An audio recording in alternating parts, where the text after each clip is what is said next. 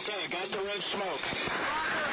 Gun runs north to south, west of the smoke, west of the smoke. Okay, copy. West of the smoke. I'm looking at danger close now. Come on with it, baby. Give it to me. I need it. You're cleared hot. Copy, cleared hot. I don't think I could actually even learn how to do it. You know what I mean? Like, I could never be an artist. Like, I can't draw. And I don't think I could ever draw. I understand the concepts of drawing. I can draw stick figures with dicks. I do it all the time. Yeah, I do it we're all good at that. I do it in my wife's notebook all the time when she's not paying attention. And every time the reaction is the same, and every time I laugh, I can't stop because I'm a child. But we went over there. I'd say we had a 50% idea of what we wanted. And all I can say is I'm so thankful that there are creative people out there that go down that path. Yeah, got to delegate it, dude. Well, there were many iterations. It probably took – it's hard to remember because it was – God, it was such a interesting journey, which I feel like you just went through with your retail store. Oh, dude, you don't even know. Of permitting. And we're designing a headquarter building too, so it's 52,000 square feet. So imagine trying to design that. But the store was its own little beast too. Yeah. Well, you guys had one advantage over us. This all happened for us during COVID. Oh, jeez. So we would get lumber quotes that were good for 24 hours. Mm-hmm. And one day it'd be up 60%, the next day down 40%. So I honestly think we probably paid 30 to 40% more because when we worked, like we almost didn't have the panel that connects the city power into the building. They were 8 months late. Jeez. And what were we going to say to them? We're going to go to your competitor, and they would just laugh. There is no competitor. Dude. And we were getting ready to flip the lights on because we opened in February of 23. I think we got that panel in December of 22. But permitting was unbelievable. Thankfully, though, the design firm A&E, and I actually think they just combined with somebody else, so it may not be A&E. They were amazing. But they, so you just were in the store. They actually, their first pitches were, you need to make this smaller. And I'm like, no, not doing it. Said moderation's for cowards. Well, so go for it. The whole thing came from the idea of my original business partner. We were sitting down having a conversation about where we would go to have a meeting if we were going to meet somebody in town. Then we realized we didn't have an answer. So we had the idiotic idea of building it. Today's episode is brought to you by Black Rifle Coffee. You know what's weak? Over-roasted, generic coffee that tastes like cardboard. This fall, Black Rifle Coffee is doing things differently. Veteran-founded and roasted right here in America, BRCC delivers bold blends like Just Black, Dark Chocolate, Waken the Neighbors, and Spirit of 76, made for patriots, hard workers, and anyone who wants their morning to mean something. But here's what really matters. From November 7th through the 11th, Black Rifle Coffee Company is teaming up with Born Primitive and Forgive Co. to launch a nationwide initiative. Eliminate up to $25 million of medical debt for U.S. veterans. That's real action, not just headlines or hashtags. In 2025 alone, BRCC has supported organizations like Operation Homefront, Hunter 7 Foundation, Folds of Honor, and Team Red, White, and Blue. Groups that serve veterans where it counts, mental health, housing, education, and reintegration. So when you brew a cup this Veterans Week, you're doing more than just starting your day. You're backing the people who've had your back all along. Grab a bag at Walmart, your local grocery store or convenience store, Black Rifle Coffee Shop, or head to blackriflecoffee.com and join the mission. Black Rifle Coffee, veteran-founded, American roasted. This is America's coffee. Back to the show. Which is the journey you're in right now. How's that been going for you? Yeah, you guys on budget and on time? No. Way over budget. Way over budget. Delayed. Why is that always the story? Well, I bought 5 acres in September of 2022. Okay. In VB? Yes, right on Virginia Beach Boulevard. And I got really lucky. There was an old guy. The boulevard? There was an old guy that was about to die, and he knew my builder. So he said, hey, do you know anyone that would want this? Because I had been looking for land for years, but like all the Amazons and everyone down there, like all the big dogs, like they get a hold of deals before anyone normal sees them. Oh yeah, those aren't even hitting the market, right? So yeah, exactly. So any land I looked at, it was like swampland, or you'd have to clear like just a forest, or there was always a catch. But I wanted to build our own HQ because we kept growing out of our own buildings, and I hate paying a landlord because I was like, I want to be the landlord and the tenant. You know what I mean? Yeah. So we got lucky, September of 2022, and here we are. October of 25. and we still haven't even broken ground yet. So if that gives you any idea of how that's gone with the city, I ultimately had to get hold of the mayor. Like I got a contact, so I texted and I was like, hey, I'm really sorry, but I feel like if I was the mayor, I would want you to know how things are done in your city. And I think he's a former Marine. He was actually really cool. And he's like, all right, give me 2 hours. And he's like, I'm going to have an answer for you. And then like that next Monday we had a meeting, and you could tell they had all been, got their shit handed to them. What does it say about me that I'm glad that happened to you? So so we can share in the misery. I just want, I mean, how do you describe the process? We had, God, it was crazy. And I'm curious if this happened in your design. It was wild. So there was what we wanted to build.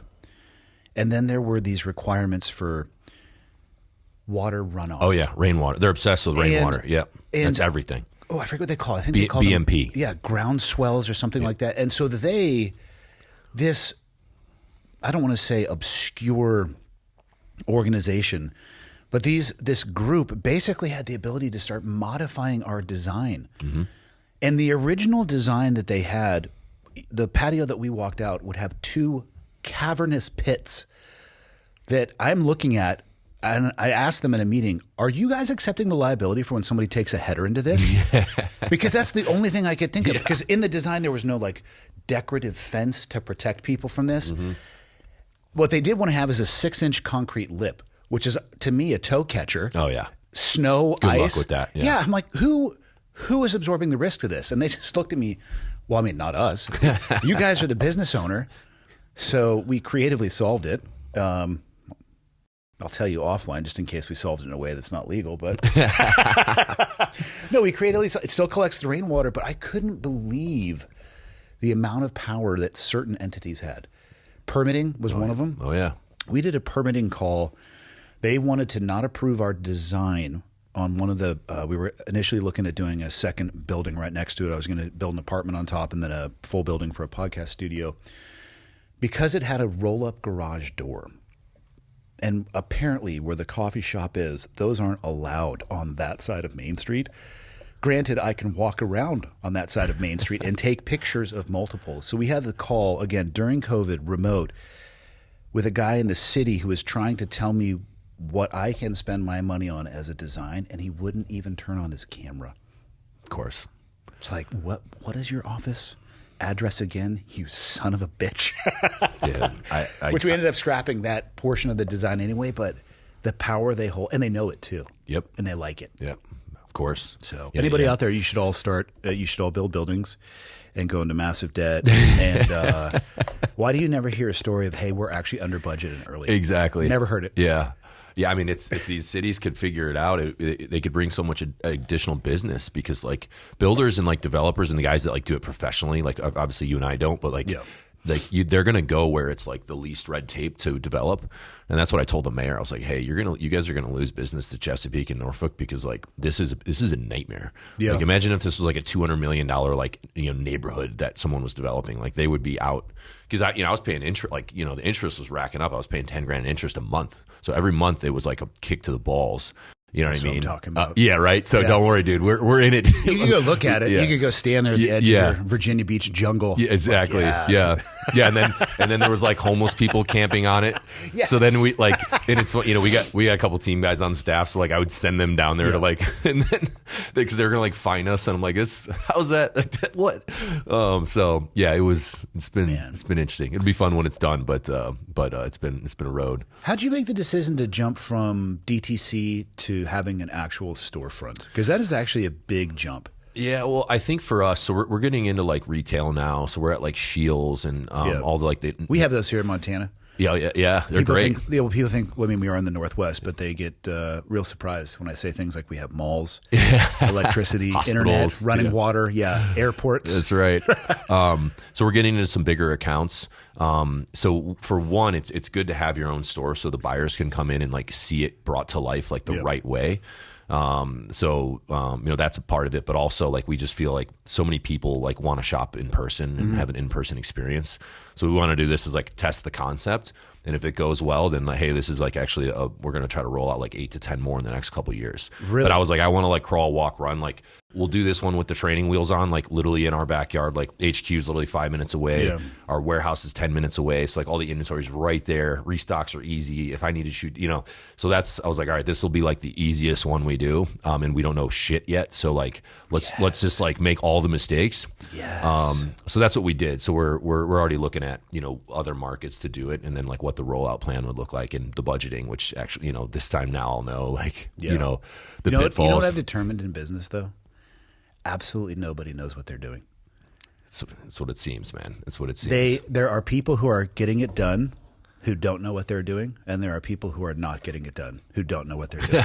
But they share a similarity. Yeah. Even super successful people and high up CEOs have been able to travel the world and speak publicly at a lot of Fortune 500 up to like 50 companies. At some level, you will find somebody wearing a suit that exceeds your net worth that goes, yeah, I'm just kind of figuring this out as I go. Congratulations to you, sir. You are slaying it. Continue. I think that's the way, man. I've never met Bezos, but I've heard him talk about the early days of Amazon. That guy didn't have any idea of the architecture of what it would grow into, and they just solved problems as they presented themselves.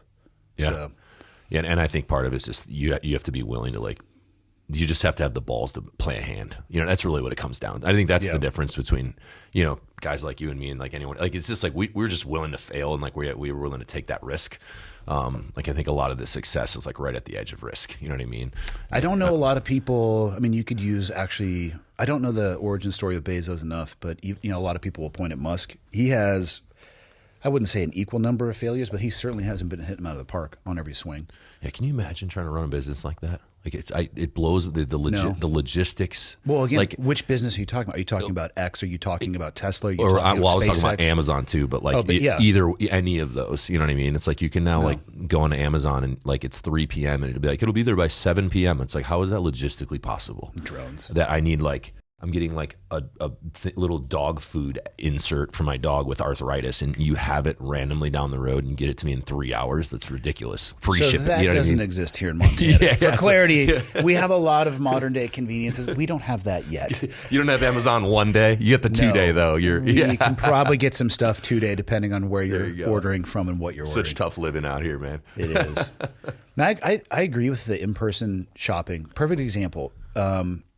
The stuff that you sent my wife, which, she is so thankful. We were talking about it last night because she was asking about who the guest was. And she is hesitant to order online from brands that she hasn't physically touched. And I've had the same experience too. Like, this is my pant size and it shows up and you're like, what did you measure this with? Like, did I miss centimeters to inches on this thing? But then once you find a brand that you fit in, then I can shop online all I want to. Yep. But it's finding that first one. Yeah. And man, that's a tough jump. Plus, you're just absolutely flooded with options. God help you if you do a Google search for women's compression pants. Oh my God. Yeah. Well, even on our site, there's 100 options. You know what I mean? Why do you do that to yourself? Exactly. Just do 2. I know. I feel like gray is a good color and navy blue. Well, that's for dudes. It would work, not for the ladies. I'm not so sure you should sell to ladies. I think that's way harder. I've talked with Pete at Origin so many times about jeans. It is harder, but they buy a lot more than we do. This is the guys like conversation I us have with will Pete. we'll wear the same like shitty T-shirt for like literally 5 years, and I think the only time 7 minimum. Yeah. Like the only time we get rid of stuff is if like our significant other does, which is that's really it. So I dress myself usually when the sun is still down, based off what's on the top of the pile. Exactly. And later in the day, I'll look and be like, "Whoo, that doesn't match at all," and I don't care. I continue on with my day. But yeah, girls are a little bit more picky, but they like to buy a lot. They're more, they're bigger consumers in that world. You know what I mean? That's the conversation I've had with. Have you ever talked with Pete? No, I haven't. No, He's a great impressive dude. guy. Yeah, I listened to one of his. He was on a podcast on one of the it's called the Operators podcast, like their business, and he was on there. I listened to his episode, and I thought he did a really good job. But he will not do women's jeans though. Well, and my wife is on his ass. And this is what did they try, or was he just like not doing it? They are. It's interesting. For 3 years now, he says the same thing to her. Next year, we're definitely doing that. So that is the continuing thing. But he will say men's jeans generally are based off a template. Women's jeans go into 20 to 30 different templates. Yeah. My wife's argument, which aligns with yours, is, hey, man, not only will we buy jeans for ourselves, but we're going to add stuff to the cart to soften the blow for our significant other. Exactly. Because when the bag shows up and some of it's for you, it's less likely we're going to get Exactly. Yeah, they buy more stuff. It might be more difficult, but I think in the end, yeah. Well, for the Born Primitive sales, do you guys know men versus women? Yeah, I think it's about 50-50 now. It was actually more heavily skewed women. It was probably like 65-35 there for a while. But then, since we've introduced our training shoe, which is, we have for men and women, but then like tactical and outdoor, that really brought the balance back to like 50-50. God, you're a psycho to go into the tactical space. Oh, yeah, I know. Well, dude, I was just sick of getting stuff like, the stuff we were getting issued, some of it was just trash. Just write a check for an $800 Cry Precision and save up for the bottoms. Yeah, exactly. Yeah. Maybe they'll do a payment plan for me. Can you imagine? I enjoyed I'm not talking shit about Cry because I actually personally wasn't writing the check, thankfully. Yeah. Can you imagine? God, I would love to see the total bottom line on a contract like that. Yeah. Well, even just, they own multicam rights. So they get any multicam. It's like even their competitors are making money on that are selling multicam. You know what I mean? So they have a great business. And obviously when like the GWAT kicked off, that was just like, you know what I heard? And I don't know if this is true, but this is just what I heard. And it's brilliant if it is. Apparently they took like a fashion designer from Brooklyn and like handed him like a pair of like op pants. And they were like, make these look cool. I mean, and whoever that the number one rule. Whoever it's not about whether or not you're good. And whoever you that designer is, like, they should cut a check for $1 million because he or she killed it. Because they are, I mean, the OG like look of that pant because it's so identifiable. With the knees and like you can see them from a mile away and know what brand it is, and that's like a really good trait for any brand. Like it did improve the design too. I mean, what year did you go through Buds? That was 2014 and 15. Oh, God. Yeah. So you were way later. I was like 90s. Okay. We're talking knee pads that you would get from Home Depot. Okay. Like the double strap around the back. Around the back. Yeah. So oh, nice. Full chafed leg. Oh, God. So when I saw the first time I ever got a pair of Cries, I was out at the internal knee pad. You were like, this is crazy. I'm looking at it and I'm like, you mean I don't have to go to Home Depot for poor deployment and get some tiling knee pads? Exactly. The same ones the guys laying tile with. Yeah. Not only can I go on Target, but I can also fix your backsplash as well in your sink. So to me, I looked at those and I remember I was at the East Coast and it was a pair of AOR 1s, the Desert Digi. One, they looked different than everybody else, so I had to have a pair. Those are sick. They were, God, they were awesome. I think I found one in a dermo bin once with like a blown out crotch, but I was still like, I'll take it. Fix that up, stitch it up. But to me, I looked at that, pockets in the right place. They were, I could actually have seen them bringing in somebody from the fashion world because the original BDU bottoms were so baggy. And those things were, we're not going to say skinny jeans, but they were a lot closer than the BDUs. You can move though, man. It was the first time I saw stretch stuff in the right places, the wicking material on the frog tops with just the camo on the sleeves. Yep. And thankfully, I wasn't writing a check for it because at the time I think I was an E5 and would not have been able to pay for it. But damn. I would love to know the total amount of money that the government wrote to either Cry or one of its subsidiaries along the way. And again, or any multicam contract. No shade. Yeah. Congratulations to you, Mr. Cry. Yeah, they killed it, man. You got to give them credit. But we just saw an opportunity there. I think. What did you change about it? How did you try to compete with that product? So when I got my loadout, when I got to my team, it was the Patagonia loadout. So I don't know if you ever got that. No, I never did. People don't realize that Patagonia, although the founder is very openly, I'm not going to say anti-military, but they had an entire military arm. Well, and they did it through and I don't know the specific, but it was like through a different. Yeah, they did it through a cutout. It was like because from my understanding is the founder did not want it directly aligned with Patagonia. So that one angered me too. Like the gear wasn't that great, especially the pants. The op pants were trash. It was like all nylon. There was no stretch anywhere. The knee pads were no good. So that kind of like planted a seed of like, all right, because we were doing fitness apparel at the time. Obviously, I'm active duty, so like I can't do it all. But I was like, all right, when I eventually have more time, like I'm gonna take a swing at this. So that's what we did. And I was like, I just want to build like an op pant that like is built for like an athlete. Like we need to, you know, keep that needs to be like human performance needs to be the number one priority here. So like if a guy needs to like climb a caving ladder or jump a fence or take off sprinting, like he needs to feel like, you know what I mean? Like he can move, you know, like it's a performance pant. That's secondary. He needs to look good. Yeah, that too. Yes. And I think, you know, I think we got both. So I got lucky because we have so many guys that can like test the prototypes. Yeah, you're kind of right down the road. And, you know, obviously having been the end consumer at one point. You could try it on yourself and like, nope, this needs to change. Exactly. But then get to the 90th percent solution. The challenge is, as you know, personal preference. Everyone has their like, so you'd get some feedback where it's like, all right, we're not doing that because you're one of like 15 that would want that random little thing. Oh, you didn't want a custom Zyn pouch outside of the left knee? Yeah. So, you know, after like, I don't know, 9 or 10 iterations, you know, we kind of found the perfect balance, and we took the same principles. So we have like the stretch fabric around the knee, but like we have a reinforced knee with like nylon, because obviously we don't want like you to get holes in the knee, but still have mobility. And then like, you know, around the butt, like there's a stretch panel in the back, like you've seen before, that helps too. But then they dry really fast. They're a lot more lightweight. And because I didn't think we needed that heavy material for the entire pant. You know what I mean? To me, it's I would agree. Have you ever found a pair of pants that solves all problems? Exactly. You got to sacrifice. Yeah. Or have a goddamn storage locker where you have, like where we just walked, right? We were talking about what's the thicker version of the pants I'm wearing? Just the regular Frontiers, and you have the Frontier lights on. Yeah. And the lights, fantastic for summer. But guess what? I have the heavier weight version too. In a few weeks, those will. Does it cost a little bit more? Yes. Do departments and agencies have the budget for that type of stuff?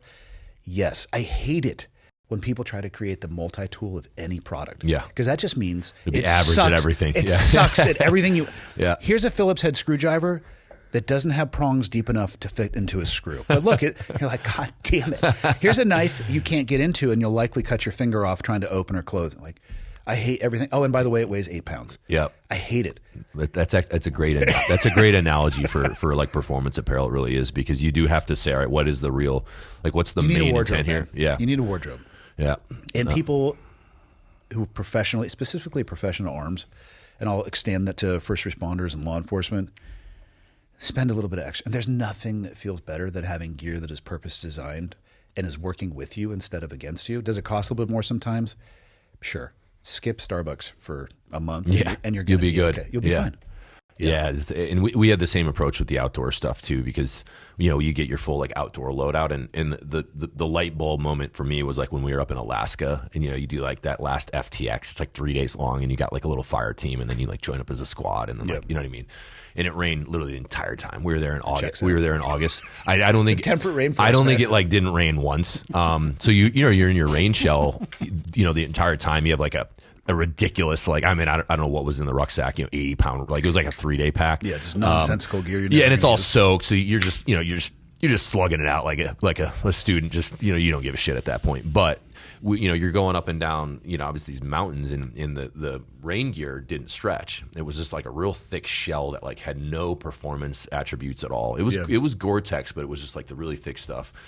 It's like, all right, there's got to be a better way to do this, right? So things like stretch rain gear, you know what I mean? It's like if you're in that situation, like you got to be able to move, you know what I mean? So we took the same approach. And do you know Aaron Snyder? Not well. I have crossed paths with him years ago at a rifle shooting event of all things. Cool. I know he's a huge bow hunter. Yeah, we were up at it was a SIG event. I was familiar with him before, but it's the only time we've actually ever shared time and spoke. And I actually haven't seen him or heard from him since. Okay. But yeah, no, he's kind of spearheading your guys' outdoor line, right? Yeah, so he actually has a decent apparel background. So he was at Kafaru, and where they make packs. Yep. But he had a really good apparel background, believe it or not. And I'll be purposely vague on this one, but he has worked with some military units as a contractor in some ways. So I got introduced to him through that. Interesting. Yeah, we can talk about that offline. But so I was introduced, and they're like, hey, this guy's super legit. He's like the best in the industry. So he helped us kind of develop the outdoor line, because like I knew enough to get it to, I'd say 70%, you know, just, I mean, obviously with our, like it wasn't like I was this avid outdoorsman, but I understood like the layering system, but like, we were outdoorsmen adjacent. Yeah, exactly. Like that wasn't, you know, so I knew I could at least tee it up, and then, you know, we had a couple guys helping me with it, but we would give it to Aaron, and we'd say, Aaron, wear this in the field. and he was spending 180, 200 days a year in the field. So I was like, all right, if he can validate it in the field, then like he has ultimate say on all design features. I'm just gonna kind of get him teed up with our product developer and like let him take it from there. So he would take, like, for example, like our rain jacket and rain gear, he would take it up to BC for like a 6-week mountain goat hunt, you know what I mean, and come back and like, hey, we got to change this, you know what I mean. So to get that like real feedback in the field was pretty sweet.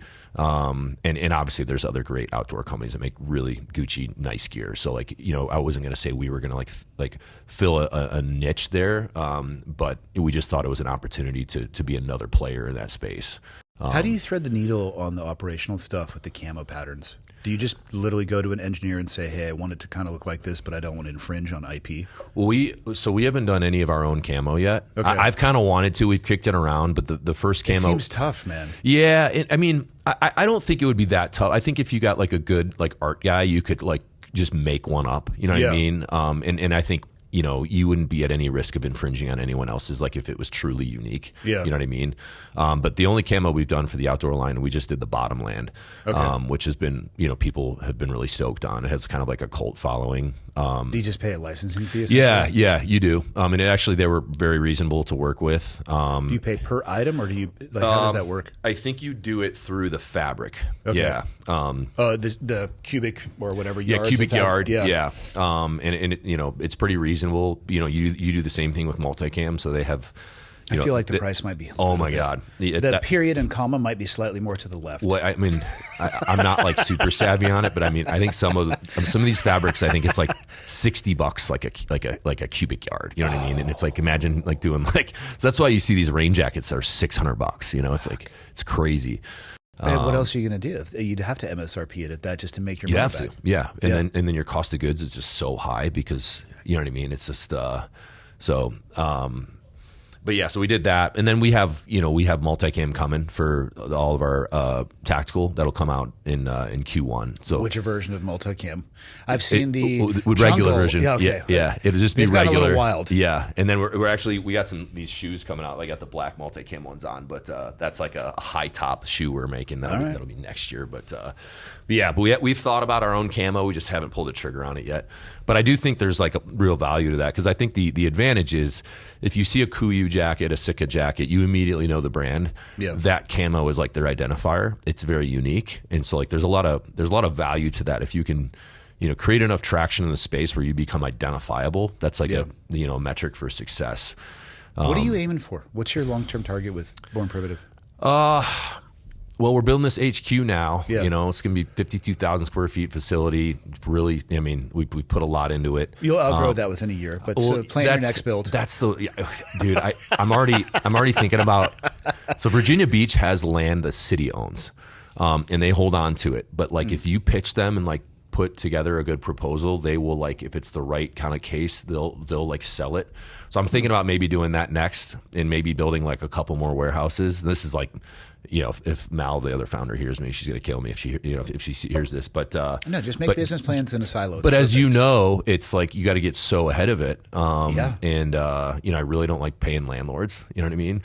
So if we outgrow this facility and I got to go sign like 4 more leases in town, and like, you know what I mean? It's just like literally you're pissing money down the drain. It's a little bit. Well, you're paying somebody else's mortgage. Exactly, and I'd want to pay my mortgage. You know what I mean? So that's tough, though, man. God, that's a capital shuffle. Yeah. And it's risky, but the advantage is, since we're like a port city, like with Norfolk right there, industrial space will always be like, highly sought after. Yeah, so there is there is a safety net. Like, all right, if this thing went up in flames, you could turn it. I would just immediately get it leased out to just someone who needed like warehouse spacing. What are you thinking though? Retail store in every state? 50, 100? Like how? I want pie in the sky. Yeah. Again, without your business partner here, let's just set the strategic vision. Yeah, right. Solo. Yeah. You pitch it to her over a coffee. Yeah, in Montana. How big would you want to go?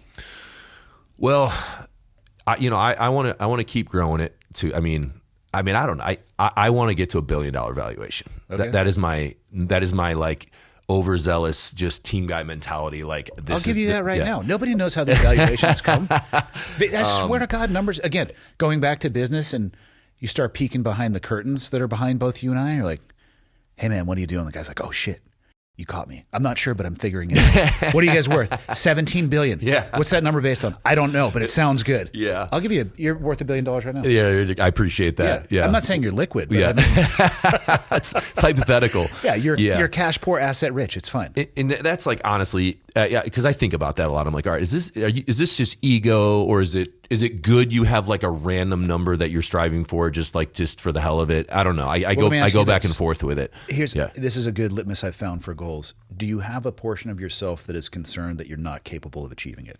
No. I think we can get there. Then that number's too small. Yeah. Well, I think a true like long-term vision is pick something where you're like, damn. Yeah. 50-50 at best. So I think you need to, why not 5 billion? I mean, well, here's the thing. If it scares the shit out of you, I think you're in the right spot. Well, I think $1 billion does. You know what I mean? Okay. I mean, because you're changing your answer now, sir. I know to get there, the amount of shit I'm going to have to shovel and all the here's the thing. We're a pretty decent sized company now, and it's gone well, but we bootstrapped the whole thing. Mm-hmm. Like for the first 8 years, I was active duty. You know what I mean? Like it was. Why did you waste your time in the SEAL team? Well, I loved it, man. But you were doing apparel stuff before. Just a couple months before. I started thinking about it for a while before. A little bit. Well, I was kind of doing product development in late 2012, early 2013, and I went to OCS in June of 2014, and we started Born Primitive March of 2014. Not that I don't think you wasted your time at all. Obviously, that's a joke, but damn, dude.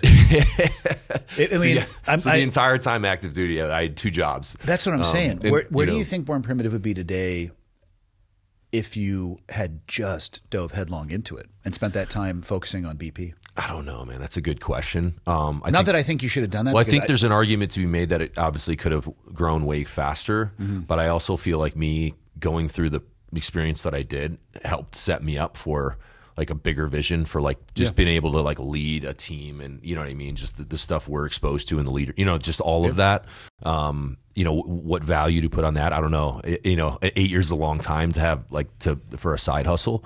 I love how you call it a side hustle. I feel like all of your bandwidth when you weren't working was absorbed by it. Well, it was, yeah. And that's we'll just call it a hustle. Well, maybe not on the side. So Mal, our co-founder, so we were married at the time, and we still run the business together, have a great relationship, and she crushes it, dude. She went from being a dental hygienist to just this business savage like overnight, just by necessity.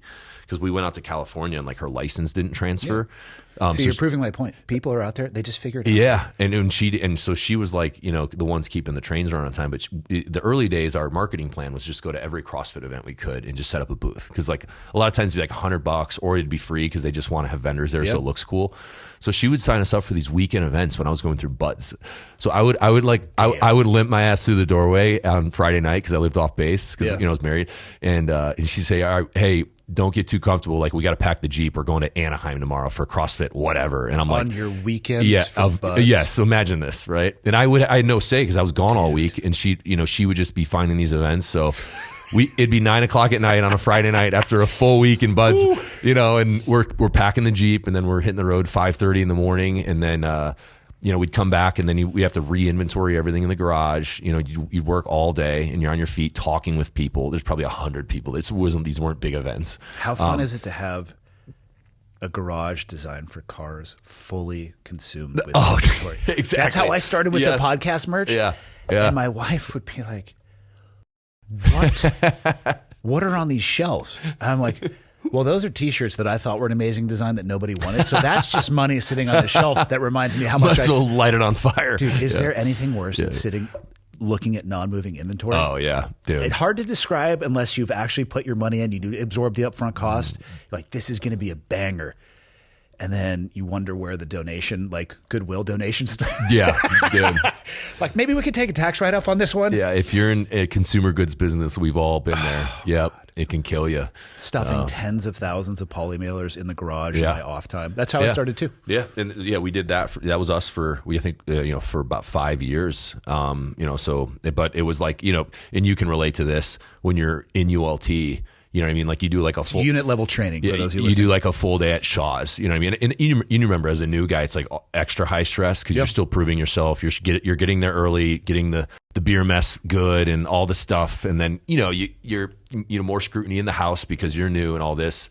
So I remember doing like, you do a full day at Shaw's, you know, get there, day runs right into night runs. You're there until like 10 o'clock at night. You get back to the Marriott, it's like 11:30. You got your crock pot meal ready to go. Yep. And everyone's going to go to bed. And I would get back, and then, you know, Mal would say, hey, call me. And she'd have like, you know, an hour of questions for me of like, hey, this happened. I need a decision on this. Jesus. And then I'd open the laptop and have a bunch of emails waiting for me. And it's, you know, 1 a.m. and you know, we're meeting in the lobby at 5:30 to go to the gym as a platoon. That you is know a what I mean? experience. Like that is legit.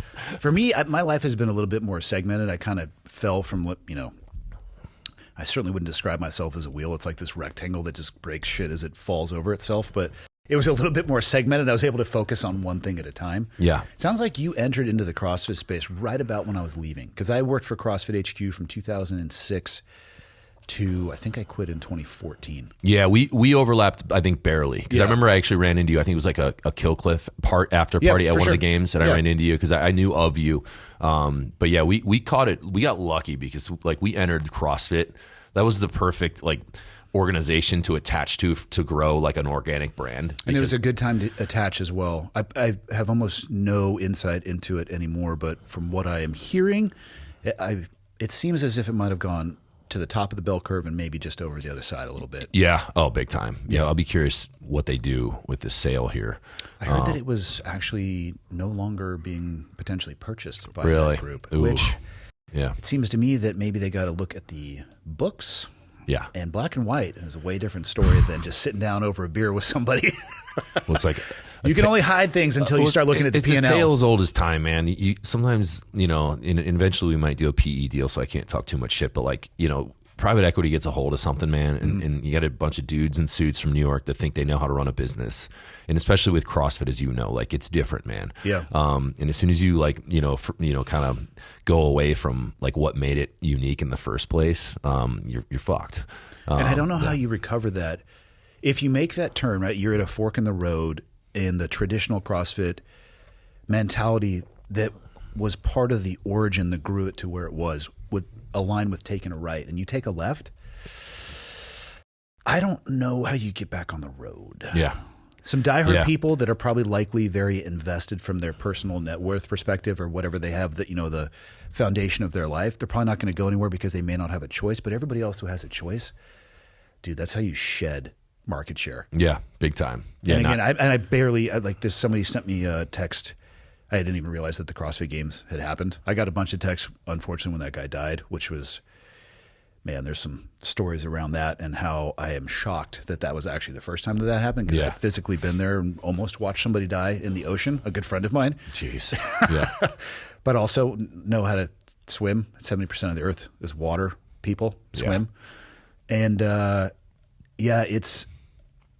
I'll be really curious to see where it goes. There's a lot of, seems to be CrossFit adjacent or functional fitness companies, activities, routines, competitions that seem to be picking up the torch and running full speed. Oh yeah, they're taking advantage of the vacuum. Why would they not? Yeah, exactly. Yeah, and that's kind of what CrossFit did in the vacuum of like chest and tries, back and buys, which was literally the training model when I got into the teams in '97. And you know the deal, as a new guy, I didn't have a name, nor did I exist. I sat in the corner and shut my mouth until they stuffed me into a locker and filled it with shaving cream. But I don't support hazing, but I believe it has its place. The intent behind it is what actually matters. But I just would follow. I'm like, that dude is jacked. I knew nothing about strength and conditioning because, I mean, I went through BUDS when I was 18, straight out of high school, not as if you're going to get like a robust understanding of strength and conditioning in high school. BUDS, for people, you basically come out of there broken, not built up into this machine. You'll have hip flexor problems and probably neck and shoulder problems the rest of your life. And so I get to a team, and there's these dudes that just look like they're chiseled out of marble. So I just follow them into the gym. What's he doing? Monday is chest and tries. Understood. Tuesday is back and buys. Wednesday is leg day. And by that, I mean you run on the beach with your shirt off, and you repeat that for 10 years. And you got great show. You're going to look great. You got great show muscles, but you don't have very good go muscles. Yeah, that's funny, dude. Yeah. But that's what it was. And then this program shows up of, okay, hey, you look good. But it was funny too. You could just watch on the internet these dudes who look like that being destroyed by women at the original CrossFit HQ building. You're like, what's going on here? Yep. Then you go into the gym, of course, at night when nobody else is in there, because you need to make sure that you're not going to get destroyed in front of your friends. And you realize oh boy, I've been training completely wrong this entire time. And I ended up losing a ton of weight, but being way more capable. It was wild. Yeah, no, it helped me a lot because I competed at the games the year before. Psycho. I was training with some guys that were NSW candidates as well because, they have like the little motivators that like are mentors that are in different parts of the U.S. And so I was in Indianapolis at the time, and I hit that guy up. He was like a former SEAL. I said, hey, is there anyone in Indianapolis training for the same thing I'm doing? So he linked me up with a crew of guys. So we would meet at the track every morning at like 6 a.m. and then we'd go straight over to the pool. And we were doing the same track workouts. We found like a track coach who was helping us for free to just write our workouts and stuff. But they were getting so much faster than like I was a dog shit runner as it was, and I was bigger, because I was a college linebacker, so I was like at the time 240 pounds. Still am. Buds is not meant for people. No, it's not. And I went through low 230. So I was 150 pounds. I graduated high school with 6 foot 150. Dude, people don't believe me. I gained weight. 150 would have been freaking awesome. And I came out. I would have traded places with you. Hold on to your pants here. I came out of it 155. Really? Oh, you bulked up. You bulked up. I was in a bulking phase. Yeah. It was cuffing season. But so one of the guys in our group, he was getting really fit, and I would go to the YMCA at night and just do like bench and weighted pull-ups and push-ups and like that kind of stuff, And I'm like, I'm doing the exact same workout as these guys. I'm doing massages. I'm doing everything I'm supposed to do. Good nutrition, and like, how am I not getting? What I mean? So I asked Brian at the time, and he said, I'm doing this thing called CrossFit, and he's like, you should come to a class one night, and you can jump in. And so I went there, and it happened to be a super competitive gym. That I didn't know the difference, but I think it was the 12.1 open workout, which I think was the snatch one where you do 95 pounds for 30 reps. This is what you jumped into. So, but I didn't know what the open was. So I walk in, it's like the 5:30 class, and this is a super competitive gym. They would always send multiple teams to regionals, and it was like the Friday Night Lights thing. Yeah. Everyone's like surrounding the gym and like screaming at everyone, and they had the heats on the board. And I went to the owner and I was like, hey, I was a college football player, so I know how to do this movement snatch, because it was just like 95 pounds for 30 reps, 135 pounds for 30 reps, and then if you could get to the Grace, is that Grace or there's another one? Isabel. Grace is the clean and jerk. And then if you get to 165, and then I think it ended at 205, which very few people got to. But I was like, and it was like 11 minutes. You just go, and I was like, well, can I jump in? So we did it, and I was like, this is for. I was like, I found my people. Like these people. How did I not know about this? No, I didn't know this was not a normal like CrossFit evening class. I just thought like this is how it is every night. How'd your body feel the next day? I think it was pretty rough. I'm sure my technique was. So I did the open, and then I remember I came back for like the next week, because remember it was 5 weeks. Yeah. And I'm like, oh well, what's the workout this week? And they all start laughing. They're like, oh no, this is like once a year kind of thing. And I was like, you know what I mean? Because I thought this was like every week. Everyone floods in and we scream at each other, and I was like, "This is freaking!" I found my people. Like, how did I not know about this? So anyway, I joined their competition team like on the weekends just to be an extra body. And, I didn't know any of the skills. Like, I couldn't do muscle ups or handstand push ups or anything like that. I could barely climb a rope. But I was strong, and, I had the base of fitness from being a football player. So once they taught me the skills, I ended up being on the regional team, and then we got second. So we went to the CrossFit Games that year. It was like my first year in CrossFit. Athletes are athletes, man. Yeah, you just got to figure it out. I remember I was getting muscle ups during the open, like to qualify, like the next open. And it was like, I think that was 13.5 was like the last workout that had muscle ups, and I had like 3 days to kind of figure it out, because it was like, you got to the rings, I think last, it was like how many you could get.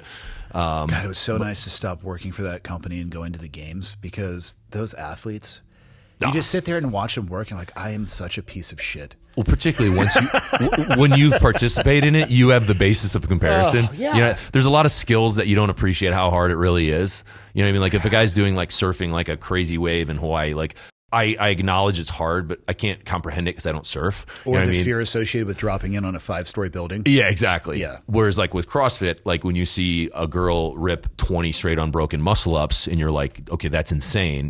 Because you've done your set of 4 and barely, you know what I mean? And you're chicken wing in the last one. That's how I used to work out. I mean, working for headquarters, those people would be around all the time. And of course, what do they want to do? Work out. I'm just like, I don't like you or working out anymore.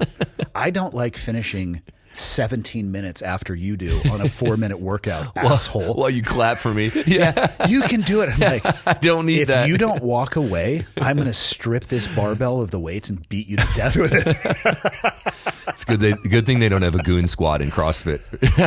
God, doing the 2 buds at 240. It was about 230. The curriculum is not designed for no, it was size. not. I mean, the only advantages was like logs, and then like obviously like with weight on your back or on your head, it doesn't affect you as much. But anything, I mean, obviously O course running.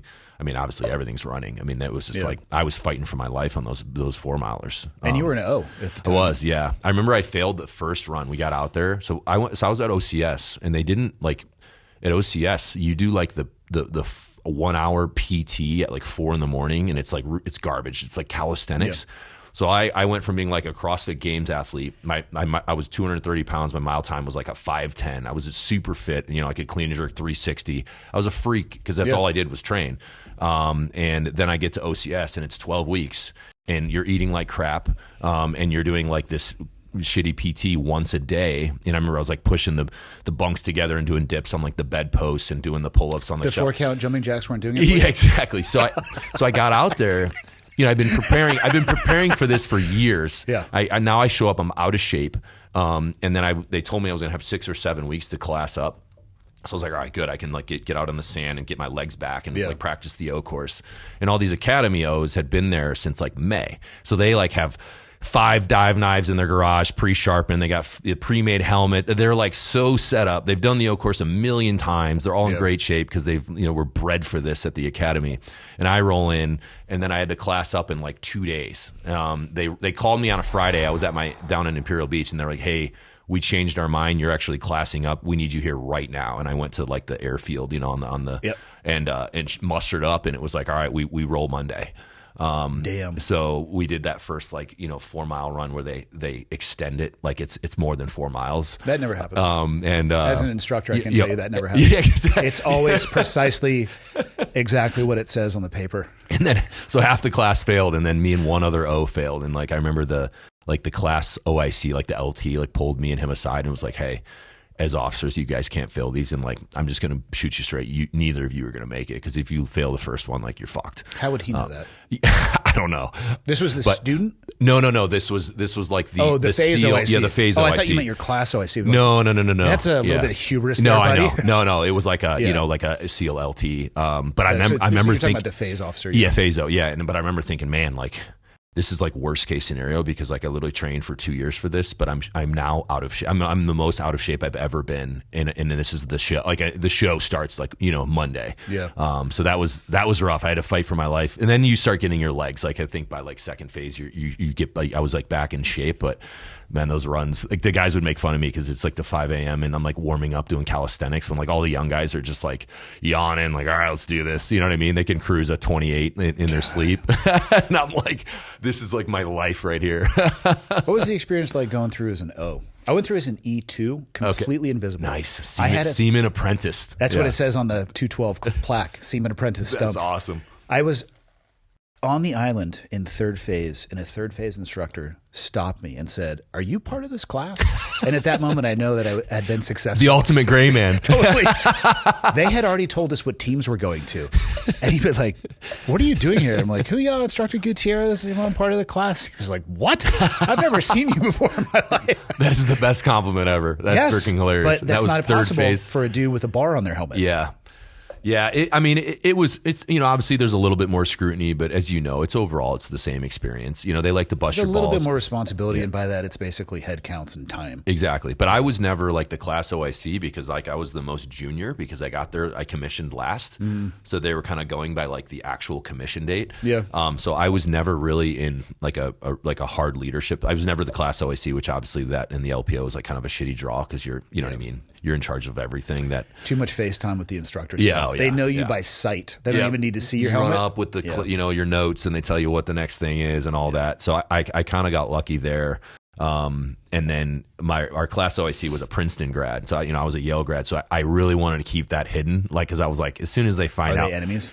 Princeton. And well, Yale? I just figured if they. Well, yeah, we're rivals, but I figured once the instructors figured out I had like an Ivy League degree, there would be a connotation of like, oh, he's some like, you know what I mean, like snobby, even though like I'm from a Midwest guy, like public school, you know what I mean? But our OIC was a Princeton guy, so he took all the heat, you know what I mean? And, like and then I remember third phase, they figured it out, and they're like, Handlon, are you fucking kidding me? Like, you went to Yale? Like, you know, yeah. I'm like, it's like, because at one point they asked me, like, where'd you go to school? And I said, small school in Connecticut. And they didn't ask a follow-up question. So I was like, I didn't lie. That's a very Sears school answer. Yeah, exactly. Stay in your circle. Stay in the circle. I stayed in.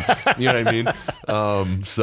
But no, it was fun, man. Obviously, we got our asses handed to us like we all did. But, you know, most fun you never want to have again, as you know. So I didn't realize you were a phase instructor. Second phase. Oh, second phase. Okay. Yeah, I went back in 2006, and then I got commissioned October 1st, 2008. So that was the end of my instructor time. It was interesting. I didn't want to go back. It wouldn't have been what I had chosen, especially coming from the command that I was leaving. But it was interesting applying the curriculum that we all went through. There is no randomness to it whatsoever. And super calculated. Yeah. Oh, my God. And as a student, I remember going through thinking, why is this behavior rewarded one day and punished the next? Why is this instructor psychotic this day? And then he's asking me how my day is going, which is clearly a trap. I'm going to lie to him. And of course, the answer to everything is just hoo-yah anyway. Yeah. What's your favorite color? Hoo-yah, instructor, whatever. You know, it's everything from whatever the answer is to go fuck yourself to the instructor staff.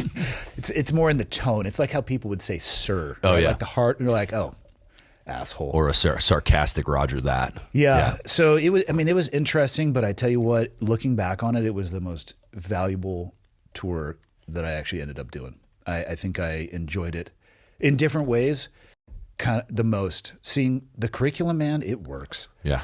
The instructors don't actually have to do anything other than apply the curriculum, and I don't think it's changed that much since the 40s. Doesn't seem like it, man, which that's why. They don't need to change it. You look at like the Hell Week schedule, like I'm pretty sure it's like almost to the minute, like it hasn't changed much. It hasn't. You know And again, there's not randomness in there. The students think it's the biggest chaotic environment where the instructors are making stuff up. Yeah.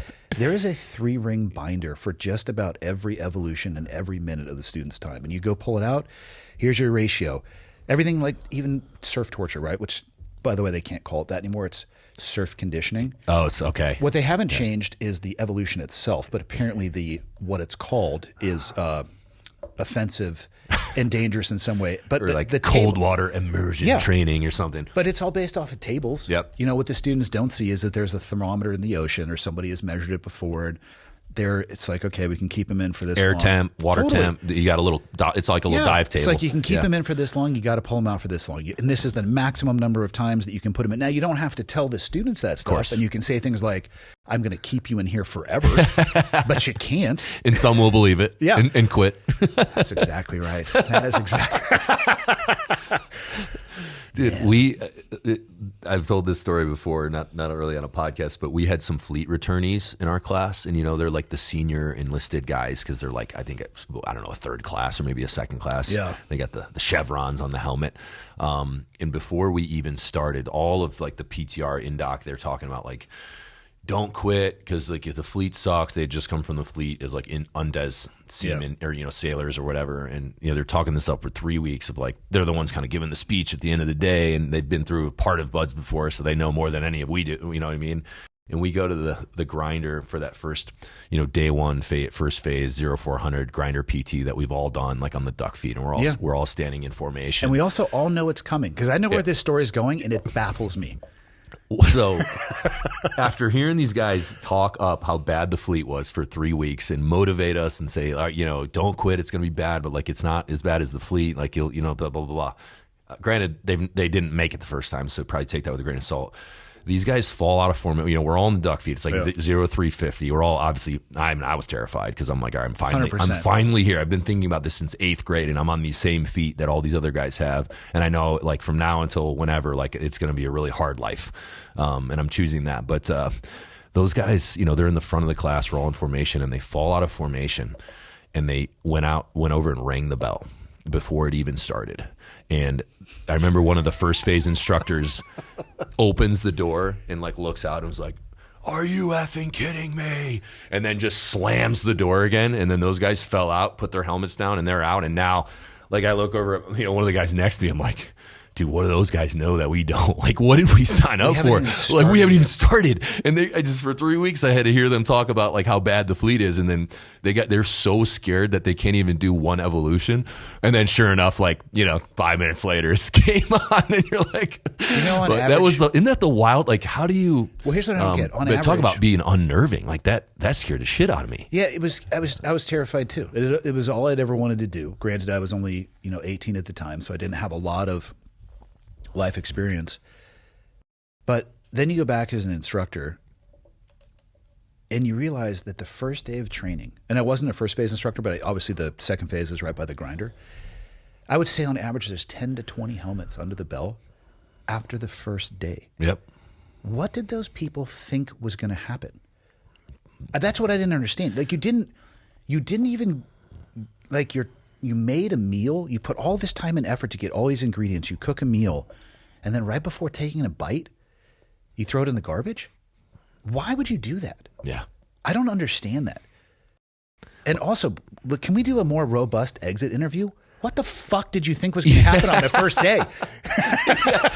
What do you think? Please write for me. Take as much time as you want. Yeah. What you thought was going to happen. Yeah. Where was the what do you think? You're going to get back to your rack that night? Like, well, that wasn't too bad. I mean, I didn't know what to expect, but I knew we were going to get our dicks absolutely stomped, and it was accomplished for 6 months. They achieved the intent. Yeah, but I still never I couldn't figure it out. It just because it's competitive to get there. Yeah. Yeah. There's more people that want to go than slots. And I don't know. It's I guess I don't understand the headspace to a degree. And again, that's part of the curriculum as well, because that's another example of it doing its job without anybody doing anything. Mm-hmm. They just know the curriculum is what it is, and they make the decision before they even entered into the first gear on the first wheel. And I think it's guys just getting their heads on like, there's no way I can do this for the next 6.5 months. So they're like, definitely not with that mindset. They're like, I might as well just quit now because there's no way. You know what I mean? When obviously, as you know, you gotta compartmentalize it and just make it to the next thing and how do a quickly reset. Do you think regret from that decision comes? Do you think they're off the grinder or still while they're just putting their helmet down? Probably after the warm shower, and then you're in civilian clothes for the first time, and then it's probably immediate. You know what I mean? But it blows me away, man. We had a UFC fighter quit. We had collegiate wrestlers. I mean, that was also another unnerving part is you get there and like the class, like for the most part, is pretty squared away, and these are pretty hard dudes. So like when you're looking around, you're like, all right, where are they going to trim 80% here? Because like I can see maybe some younger guys that like probably shouldn't be here, but for the most part, like everyone here looks where pretty. Where does this come from? Yeah, I'm seeing a lot of chiseled jawlines and a lot of like kids from the heartland that are like patriot, like who's gonna, you know what I mean? And then it does its job, It's the gray men. Yeah. Again, I bet you, to a portion of me wishes that they would let the instructor staff bet on students. that would be blast. You know the problem? All the instructors would be broke by the end of their tour. You cannot call it. No way. You can't. Because the reality is the dude who's somewhere between 5'9" to 6 foot and weighs about 160 pounds has a better chance than the D1 athlete. Yep. And that doesn't make sense. Doesn't. Because if you were to go through the 3-ring binder, you're like, okay, we need a college linebacker. Yeah. We need a gymnast. We need Michael Phelps. And we need this all in one person. And instead, some scrawny ass kid who looks like he's relatively confused every day during every evolution is just like, we had one of those, and he made it. He was 19. He was 140 pounds soaking wet, and he was a savage. Fucking hard as nails. He made it. You just cruise at about 60% in the pack. Not of effort, but you're about in the 60th percentile. And one day in the third phase, the instructors go, what are you doing here? Yeah. They've been trying to figure that out for years. Still, the instructor staff, you would have to shorten the tour there because they would be in debt. Oh, but that would be so much fun, though. That'd be so much fun. Yeah, until you're It would definitely down. present a conflict of interest. Oh, 100%. If you're like, why do you just remediate that guy for 2 hours by himself? It's like, I need him to fail because I bet on the other guy. It's just fascinating. It shows you that the muscle that matters is above the shoulders, not below. Always. And I try to tell people this. If you lined up most bud classes from shortest to tallest, why we still wear UDT shorts is beyond me, but that's all they're wearing. There's some specimens, like you said, some chiseled jawline and like 16-pack tortoise shell abs. And then there's scrawny beanpoles. Most of the students, I would say, are physically underwhelming from what people would think. Yeah. It doesn't really reward, actually it doesn't absolutely reward super low body fat, Nope. super high muscle mass. It doesn't. The cold water it eats those people alive. Yeah, man, no joke. Yeah. That's why it's so interesting to see the final product. And then I think once guys get through, I think they conform to like a general look. You know, Yeah. you know what I mean? Like the scrawny kid. 5 years later, he's going to have put on 40 pounds Yeah, of I muscle. hit 200 pounds in my early 20s. He'll be tatted up. Like they'll start looking like men. You know what Gators, I mean? flip-flops, board shorts, and a baggy T-shirt. That's right. So original. We're so original. It's so discreet.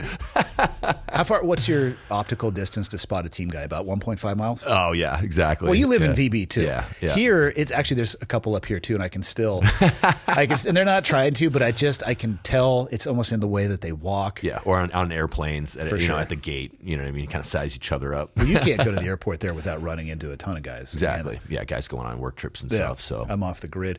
What was your experience like in the teams? Was it what you thought it was going to be? yeah, I mean, with us, man, I think the biggest thing for me is like we never, got to experience like what the real job was. You know what I mean? Like You think that's good or bad? Well, I don't want to be naive. I definitely don't want to be that guy that's like, oh, like I never got to see combat. That's bullshit. I think that's a little disrespectful to guys that have actually done that because you know what I mean? Like you lose friends. You guys have, trauma from it and this and that. Don't forget this too. The generation of SEALs pre 9/11, the generations, right? There was Panama and Grenada, which was super small amounts. But post-Vietnam, there was about a 30-year window of non-combat operations for the vast majority of the community, high 99th percentile. But those people put the post-9/11 people through buds Yeah. and through training. Yeah. And they never got the chance either. And does that make them a worse team guy or a better team? Because I've had conversations with guys like this, specifically during kind of the middle of the GWAT. They're just like, this is everything I thought it was going to be. And, and they wouldn't necessarily diminish the careers of people before, but it wasn't, they weren't being incredibly complimentary. And I would remind them of that. Like, hey guys, we're here standing on the shoulders of people who never got to do this. And I feel like we're doing a pretty good job, and let's not forget where we got that baseline of knowledge. Yeah. You know what I mean? Yeah. It's not like they didn't want to. The world didn't serve them up the opportunity. Yeah.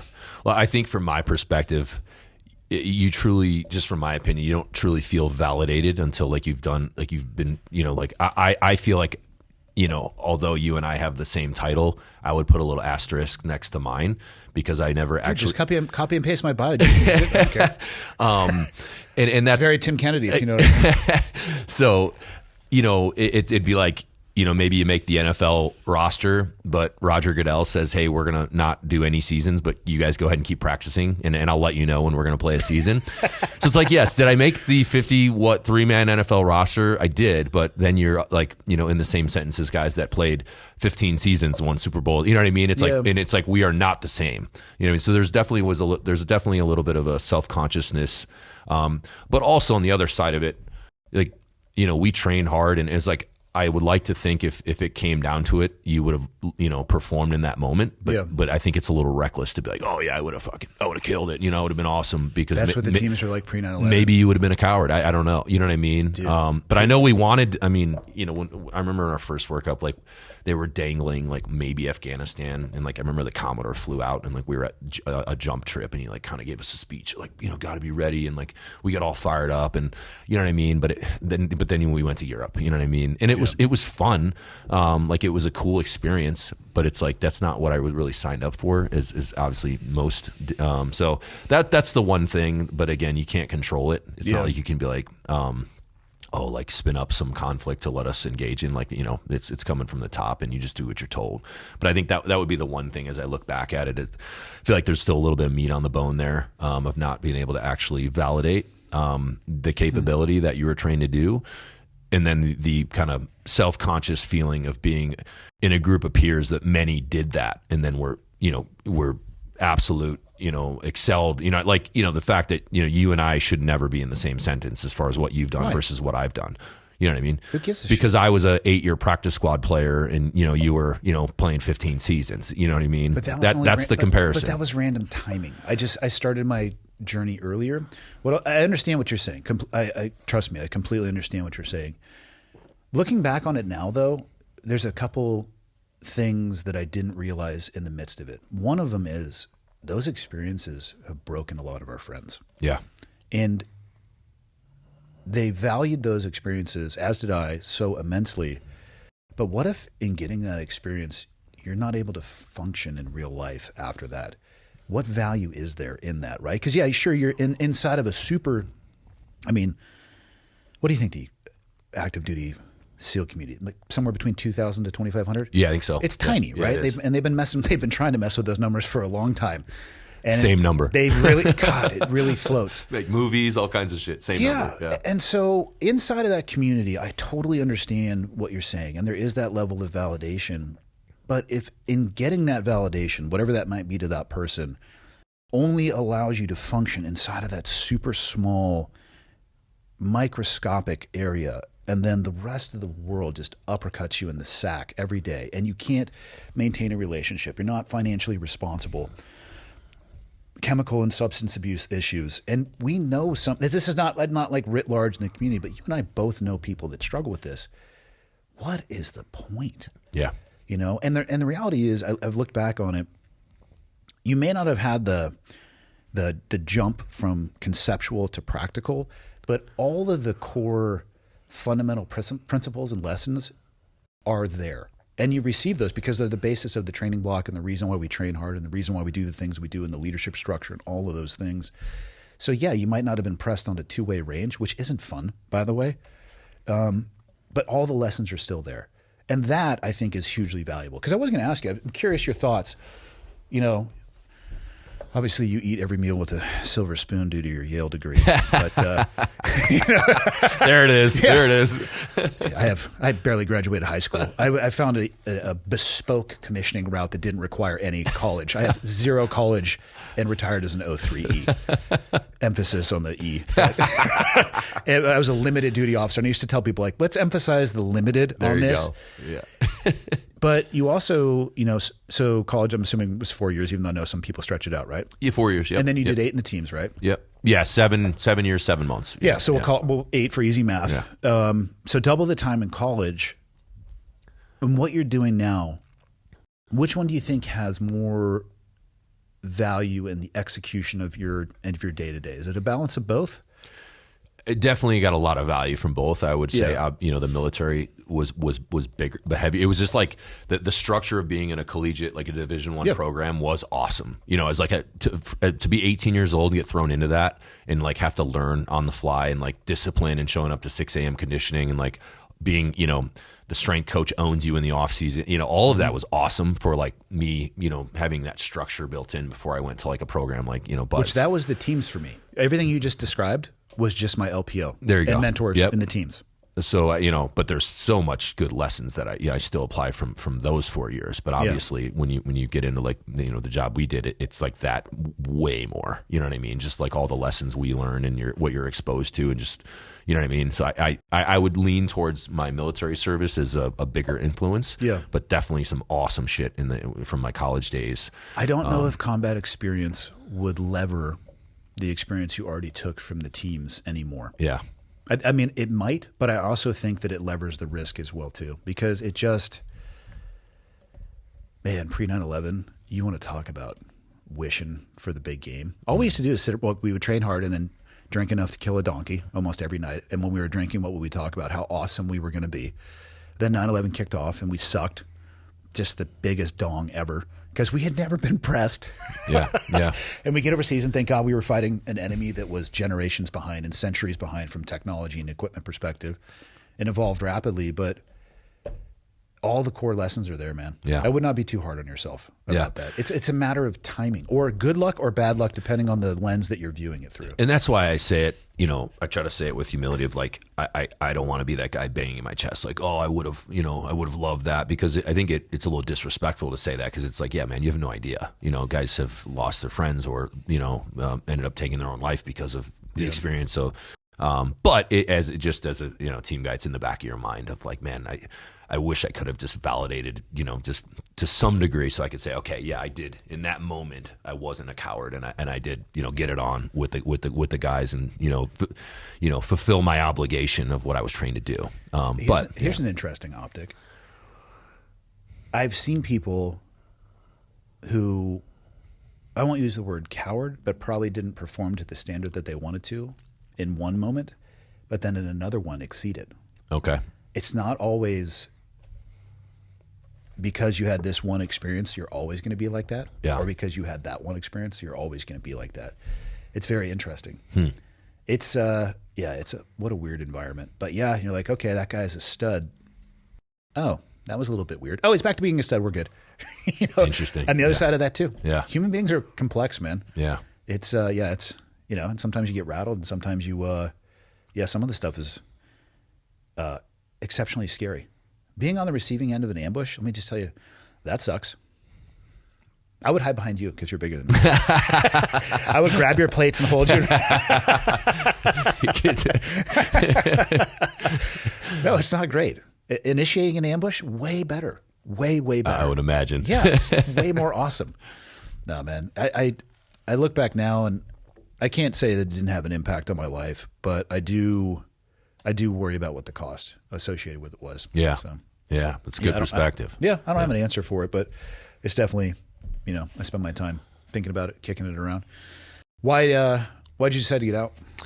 Well, I had a daughter on the way, and I could see other guys that weren't, obviously we're gone so much. Yeah. And I had a tough, because Born Primitive was growing I think by the time I got out, we had 40 or 50 employees by then. I was at that point a troop. That's a big company. I was a troop commander, so my responsibility was more. Now I'm briefing the skipper and in some cases the 2-star, on deployments and stuff. So I would have to put that hat on, and then when the VTC would end, I'd go to my computer and be doing things that were much higher stakes for Born Primitive. You know what I mean? Like lawsuits coming at us, and managing a much bigger advertising budget and all these things. You know what I mean? It was man, this is getting more and more to manage. And then once I figured out there was a kid coming, I was like, all right, I think if I was a father, a team guy, and a CEO, I'm going to be average at all three, because there's only so many hours in the day. The multi-tool. Yeah, exactly. Exactly. Right. And I was like, all right, I got to get rid of one. Obviously, Born Primitive with, 40, 50 employees, that wasn't an option. And obviously I was super fired up about it still, because it was still starting to just get wheels and turn into something cool. And I was coming up on 8 years. I was like, you know what? It doesn't look like there's any war happening. I don't really feel like I'm making a difference. We're training a ton, but that's it.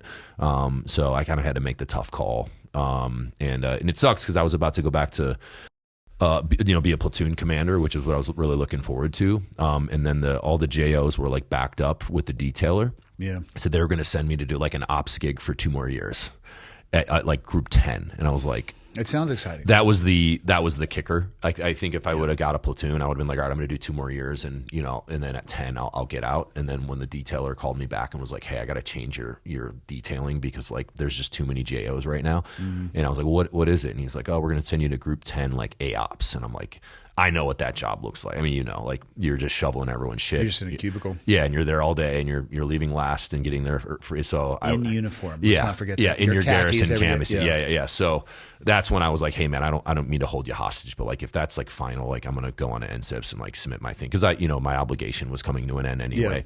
Yeah. How was it received by your chain of command? It was fine. It was. I mean, at that point, it wasn't. There was no shame or anything.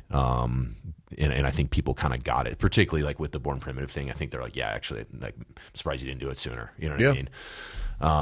So, had to do that. But obviously it freed me up to actually be a full-time CEO, which helped a lot. And I'm super present, with my daughter, which has been, the biggest blessing ever. So in hindsight, I think it was the right call. And in hindsight, my biggest fear is the second I leave, kind of like when you wash your car and then it's going to rain 2 days or that day, you know what I mean? I was worried the second I was going to leave, some major conflict would kick off. And then I believe they call that FOMO. Yeah. That's what my daughter uses. There you go. Yeah. And that has not happened. That has not happened. No, so, if anything, yeah. it's continued to, the spigot is constricting. Because this was at the end of 2021, and other than a few, isolated things, there hasn't been much going on, at least from what I'm hearing. So I think it was the right call. But obviously you still miss the camaraderie and the shenanigans and the brotherhood and what comes with it. But I'm kind of lucky, man. I'm still in Virginia Beach. Yeah. So I'm still around it enough that I still see the guys, and you know what I mean? I had to go the other route. When I got out, so I got medically retired a month shy of 17 years, and I lived in a community near people that I worked with. I wanted to, when I got done, and again, I didn't have a Born Primitive that I was working on. I was actually working for CrossFit at the time. Okay. My theory was, and this is only my theory, this is not what I suggest for other people, just talking about my own experience, but it was when you hang the spurs up, you got to hang the spurs up. And I wanted to have a clean break, but it was tough in San Diego. Yeah. Because where are you going to go? You go to Still the place, around it. Yeah, Yeah. you go to the Yeah. places that you know, and Yeah. guess who are there? The people that you know. Uh-huh. And guess what they're talking about? The stuff you're not doing anymore. Mm-hmm. But yeah, you want to be. Even after 17 years, you think the FOMO goes away? Absolutely not. Or you watch something on the news, you're like, oh, come on. Yeah. Yeah. Yeah. So then when the opportunity came to move up here, it wasn't exactly intentional, but it had much more of a psychological benefit for me just by being able to geographically separate a little bit. Yep. Because I think there is a lot of value as an individual to be able to be super proud of what we did, but also take a step away from that and not have it be always what we are. Because you're always going to have that associated with your name regardless. Like it's always going to be Bear, former Navy SEAL. Good luck with that. When you're 80, that's how you're going to get introduced to your great-great-grandkids. Yep. So. Yep. Yeah, and it's good you got that clean break, man. And I mean you've dealt with this. It worked for me. The title thing's hard too because like when I was active duty, I wasn't I couldn't obviously promote anything about my actual job. And as Born Primitive got bigger, it got a little tricky because I was getting like people requesting media interviews and stuff, and I have to go send a bio, and I would just say like Navy lieutenant, you know what I mean? But then like if they knew me, they'd be like, oh, you know what I mean? Like I remember one time I went on Fox News when I was active duty promoting we typically do something every Veterans Day, and they're going to have me on. And I told the producers like 15 times, I was like, all right, under no circumstances, you can say Navy lieutenant, that's it, nothing else. And like, if you've probably been on these shows where like they'll come down and it's like 30 seconds, they're rolling and they're looking at the sheet for maybe the first time. Let me guess, the first thing out of their mouth, Navy SEAL lieutenant. They're like, all right, we're going live in 5, 4. And the guy looks at me and he was like, oh, badass, so you're a SEAL, huh? And like they're about to start in like 1 second, and I'm like, I'm going, no, because the guys at work wouldn't understand that I actually went out of my way to make sure that was not said. And you imagine going to work that Monday, and they're like, yes, I can. Imagine what would be on the walls, and like just only just good stuff. Yeah, it would be it's just positive reinforcement. There'd be no screen grabs. There'd be no dicks photoshopped. Medal of Honor photoshopped around my 100%. Yeah, you'd be like in a Marine Corps uniform with like several medals of honor. So that was tricky, and it was getting more tricky. And then there are even some podcasts I got invited on that were like, some bigger ones that like they wanted to talk about this because that was of course that was the compelling story, I'll admit. But when I had to say, hey, like we can't talk about any of that, and hey, if you don't want to have me, I totally get it, because like it's way less of a cool story if it's just me in this business, you know what I mean? But that was hard to navigate. But once you get out, it's I had to make this decision, like, all right, do I continue to try to like hide this title, because I am an entrepreneur?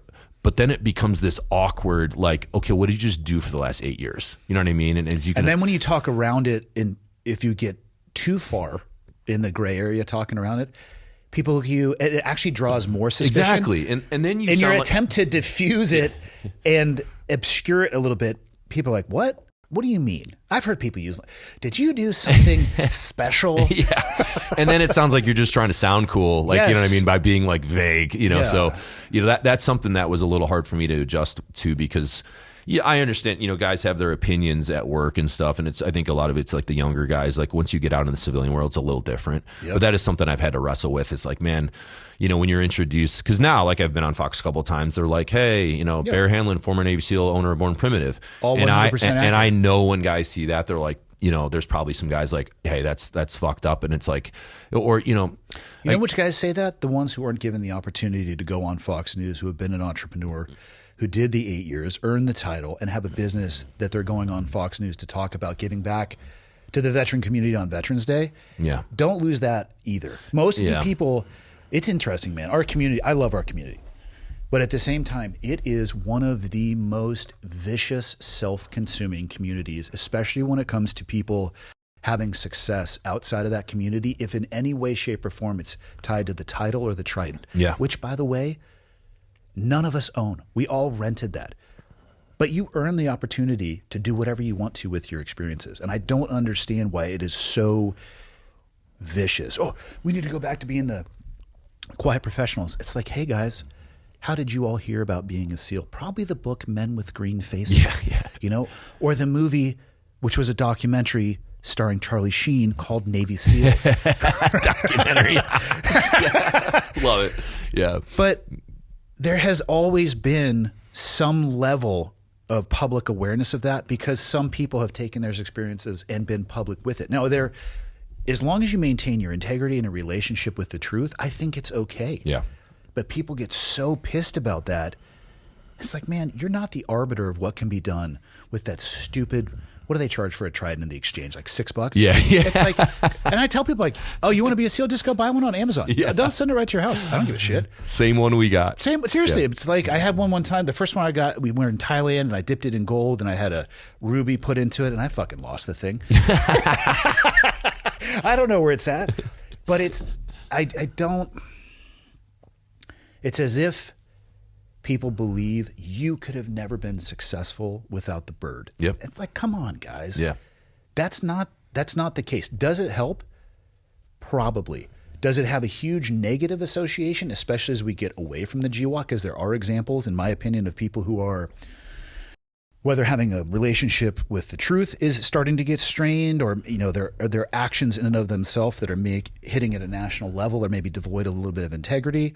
Yeah, like that stuff, it's all pulled into the same bucket because you and I, if we were in a group of SEALs, all of them might look at me and be like, oh yeah, that Andy, he's a piece of shit. But a civilian would never know the difference because a SEAL is a SEAL. Yeah. Right? Yeah. I think as long as you do those things, you have your integrity, you maintain your relationship with the truth, I think it's okay. Like, we should never say anything ever. Well, okay. Then how are we going to recruit? How are we going to get people who want to continue to do this job? How are we going to inspire the next generation? Because I don't have an answer to that. Yeah.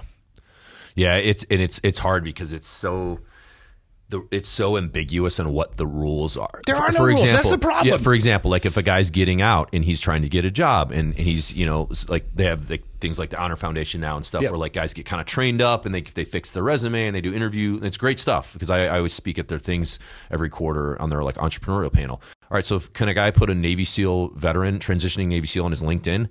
To me, that doesn't bother me at all because now he has to go get a job and support his family. But some people will be like, oh, that's super effed. It's like, why? Exactly. Or I was like, hold on. So because he's getting out, you don't like the fact that he is using a term that he, by every measure, earned. It's the only title. Like everyone else, if you're a helicopter pilot, you can put it. It's fine. But the one job we're not allowed to say that's what we were. When it's like, guys, we weren't that cool. But again, but that is internal to our community. It is, but it's very. There's no black and white. You know what I mean? So and it's that like, is one of the problems too. And some people, would get special treatment. It's like, well, shit. If that guy can do that, like, why is that okay? But then this, someone putting this on their LinkedIn is a big deal, or particularly when it's relevant to the job you're doing. Like, I have a friend who's like teaches shooting and stuff, and when he got out, he put, I think he put Naval Special Warfare Veteran. Like he didn't even put SEAL, and he created like a little website because he was going to teach people how to shoot. So like that's obviously very relevant for that his credibility in that space because he did core competency. He did 20 years in Naval Special. He didn't even put, and he immediately got a call from one of his best friends who was like still active and was like, "F you, like you sold out," and blah blah blah. And it's like this guy's trying to now run a business on his own.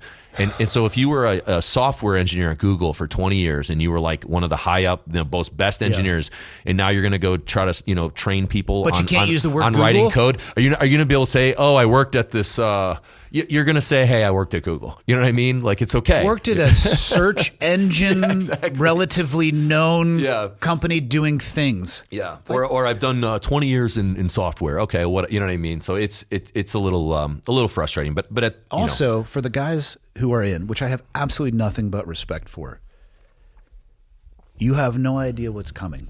when you get out. It's a little different. And when you have to navigate your path and present yourself as the most employable possible, and you want to separate yourself on resumes or in job opportunities or in job interviews, and they're asking you what makes you different than the other 1,000 people looking for that job, check back in with me and let me know the path that you took on that. Yep.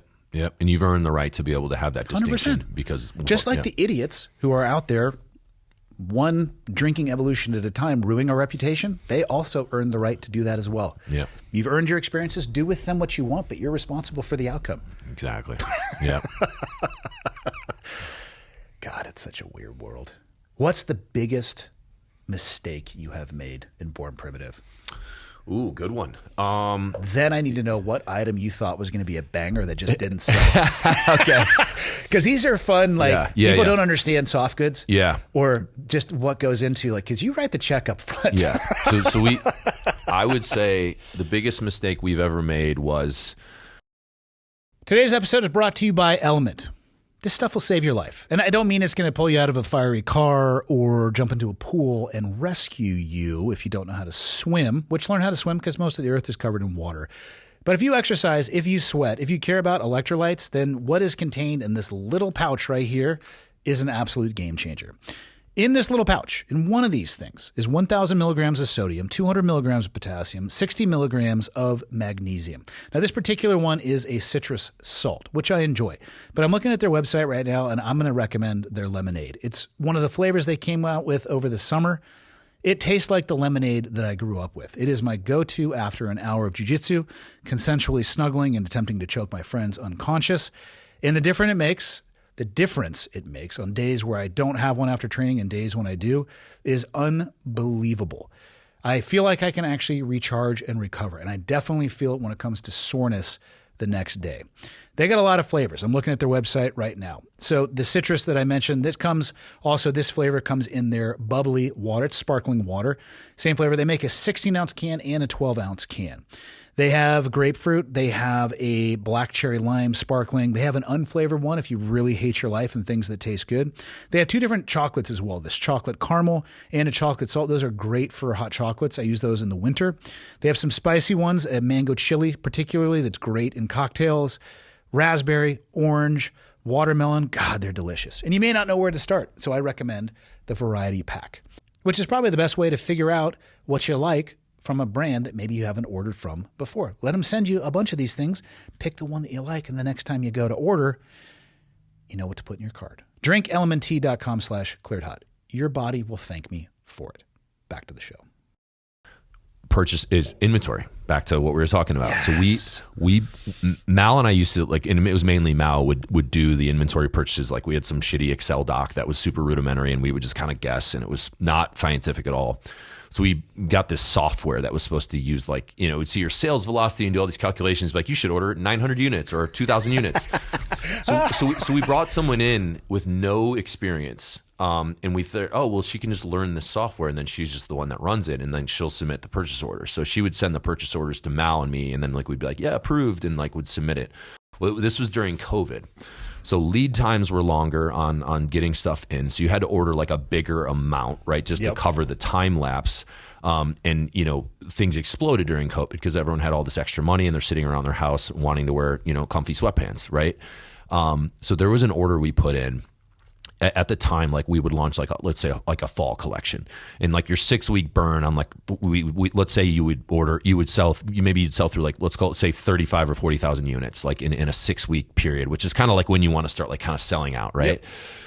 Well, we look at the fall collection order, and this girl had ordered 260,000 units. Yes. And I'm like, Mal, we are still going to have that inventory in 5 years. You know what I mean? and Mal had approved it. And this was part of it. She was super busy. I was deployed. So I was probably well, hey, I'm good if Mal's good with it. I probably didn't even look at it because I'm oh, she has this software. You know what I mean? Reply to all. Looking good. Yeah, looks solid. Yeah. Yeah. So, And I remember one of the SKUs on that was these maroon joggers we had, and I think it was 20 to 30,000 units of just that color of joggers. And so that was a year the business made a lot of money, like on paper. And as you know, you can't write off the cost of goods until you actually sell it. So let's say you submit a $3 million purchase order at the end of the year, and let's say you made $3 million that year. Uncle Sam still says you made $3 million, even though from a cash flow standpoint you broke even. Yeah. Right. So you're going to owe 40% of $3 million to Uncle Sam as your tax. So now you're actually cash flow negative. So since you can't write off the cost of goods, we had hundreds of thousands of units we couldn't sell. And how wild is that, by the way, that since you have to pay for it up front? It's crazy. It's a horrible rule. It is the dumbest thing ever. Well, that's how you can really bankrupt and crush a small business. Yes, 100%. Because people, my orders are way smaller with the podcast, and now it's like, I've even gone away from, I'm going to do runs of like 100 t-shirts because I'd rather sell out every time. Of course, yeah. Because then at least you can write off the COGS. Yeah, exactly. Because otherwise, let's say you do a 10,000 order and you sell 1,000, like you said, at the end of the year, like I'm showing income on something that hasn't derived income that I've written the check for. Yep. But and your account will be like, well, you'll write it off next year. I'm like, I have to survive till next year to write that off. Yeah. So we had that exact thing happen. And then it got to the point where that was our most profitable year ever. Like we made a lot of money that year comparatively. And I had to, me and the other owners, Mal and my two brothers are part owners too. We all had to chip money in just to keep the business going. It's like, all right, we just had a record sales year, record profit year on paper, but we're all now loaning money to the business. Like I took a lien against my house and put like $400,000, like just for the tax bill, just for the tax bill. And now we have and then the logistical nightmare of now having like 200,000 extra units you don't need in a warehouse and like the space it takes up. That's all I think of when you said that number. I think of my garage. Yeah, and we had a warehouse by then, but the poor like warehouse team now has to like figure it out, and that's when I think we had like 6 warehouse employees. So like we have this giant. So that was the one where I realized, okay, like we need to bring in people that are specialized in these different things, and we need to bring in people that are smarter than us in every discipline, and you know what I mean, and let them core competencies. Yeah, exactly. So what would happen? So okay, you make that order for $250,000. It shows $3 million in sales, but you can't write it off until you sell it. What happens if you end up deeply discounting it to clear inventory? Well, that's what you end up having to do. But then doesn't that even get more complicated because you end up writing off less? Well, the COGS is still the same. No, COGS are the same. Yeah, your income would actually, I guess that would be slightly tax beneficial. But again, you have to survive these things to get into the tax year to be able to do that. Yep. And then guess what? You have to put the next order in for the new collection to keep things fresh. You know what I mean? So like you can't not do the next spring collection because spring's actually already been ordered. But when you're doing your summer collection, it's like, well, we still got to put a 40,000 unit order in for summer, or we're not going to have something new to promote, which is going to bring people to the site that will keep our sales going. So it became this like this, I just looked at Mal and I'm like, how the hell do we mess up this bad? Like this is like, we didn't over order by 20%. We over ordered by 700%. Like I was like, this wasn't even close. And how wild is it that it came from a single email? I know, right? Cascading downstream problems. And it wasn't like her fault. Like Mal and I were to blame because like we put someone in a position and said, oh, because there's this software, like it'll be fine. Like you can put anyone in there and like they'll do a quick 30-minute tutorial and watch the training videos. Okay, she's now the supply chain officer, or whatever. And that was just us being naive and, having never run a real business before. And now we have a whole supply chain team, you know what I mean? And like it's so much more scientific now and, all kinds of different, algorithms running. So that I look back and I'm just like, man, it was just ironic because we were, on paper killing it. But like if, the actual what was going on behind the scenes, it was just a giant shit show. Well, imagine how many businesses, and for people listening out there who are entrepreneurs who want to start, if you guys hadn't been in that position where you could have had that infusion of capital, oh my God, that could have been the end. It would have been the end. That's what I'm saying. So how many smaller businesses where people are bootstrapping it and they're paycheck to paycheck, and end of the year you realize you overordered whatever it is and you owe 6 figures plus on your taxes. Yep. I mean, that is how small businesses go under, 100%. Man. That's why I always joke with Mal. I'm like, if I ever start another business, I'm going to do a service business. So there's no inventory. I will be the service. I'm just going to be a private consultant and bill people like by the job. And like then when the job ends, I get paid and that's the end of it. You know what I mean? Otherwise, you're always kicking the can down the road of making money because you got to buy the next batch of inventory. I don't know how many times I've gone and stood in my garage over the years and just looked and be like, you are a piece of shit. And dude, Trust me. So when I've been able to go on Fox for like the Veterans Day stuff, like I usually wear one of our flannels, and like it's kind of, they're amazing. It's a little, oh, thank you. We will sell a shit ton of flannels when I wear that color. Yeah. And I was joking with the team the other day, like, what are you going to wear? Because it looks like I'm getting on again this year for our Veterans Day thing. And they're like, which flannel are you going to wear? You got to make sure like you wear one like the high stock. Give me the inventory spreadsheet. You know what I told them I was going to wear? I said, well, I'm going to wear the flannel, but I'm wearing maroon joggers on the bottom, because I was like, I'm pretty sure we have like 5,000 of those somewhere from the 2020 buy. You need to do the BOGO. Buy one flannel, get a set of maroon joggers. And you can check this box. I will pay you. Yeah. I will pay you. Check here if you don't want a pair, which, by the way, we're still sending them. Yeah, I will send you a 5-pack if you, for a small shipping fee. Yeah. God, inventory adventures are so horrible. Yeah. Well, and now, like, we do a lot of pants, right? And shoes. So like pants, you have a 30 waist, a 33, or a 30, a 32, 30, and then the different inseam lengths. Totally. And then shoes, you got Don't half forget sizes. colorways. Yeah, exactly. Now with shoes, you got half sizes. Shoes take up a ton of space because it's, now it's the cubic Boxes, volume. Which is why we're building that massive facility, because we're bursting at the seam. We have like 4 warehouses in Virginia Beach now because we just keep running out of room. What do you say to people who, and this is an interesting one right now, it's people are focusing a lot more on American production, and I have these conversations with Pete, or I was just having a conversation with Josh Smith down the road from the Tanner Company. He's awesome. They're awesome. Totally agree. And he's talking about, he was really frustrated because he is trying to get in line with what the current administration is talking about, bring manufacturing back to the U.S. Well, to do so, he needed to buy some equipment that is not made in the U.S., that had a 40% tariff slapped on it. Ooh, it's like, that's tricky. Well, yeah, because he was going to buy, I don't know if he said 4, but just for easy math, like if he wanted to buy 4, but with these tariffs, now he can afford to buy 2. Yeah. It's like, hey, man, we're trying to do this. And it's not just because you buy that, all of a sudden capacity in the U.S. overnight exists. You need to train the people on it. You need to, get the raw materials. And he's vertically integrating well, but it takes time. And there's a huge argument. I don't know where you guys make your stuff, but I see this with Origin as well. Their U.S. supply chain, there's a cost associated with that. There's time associated with that, investment associated with that. What do you say to people like, oh, it's not made in the U.S., so...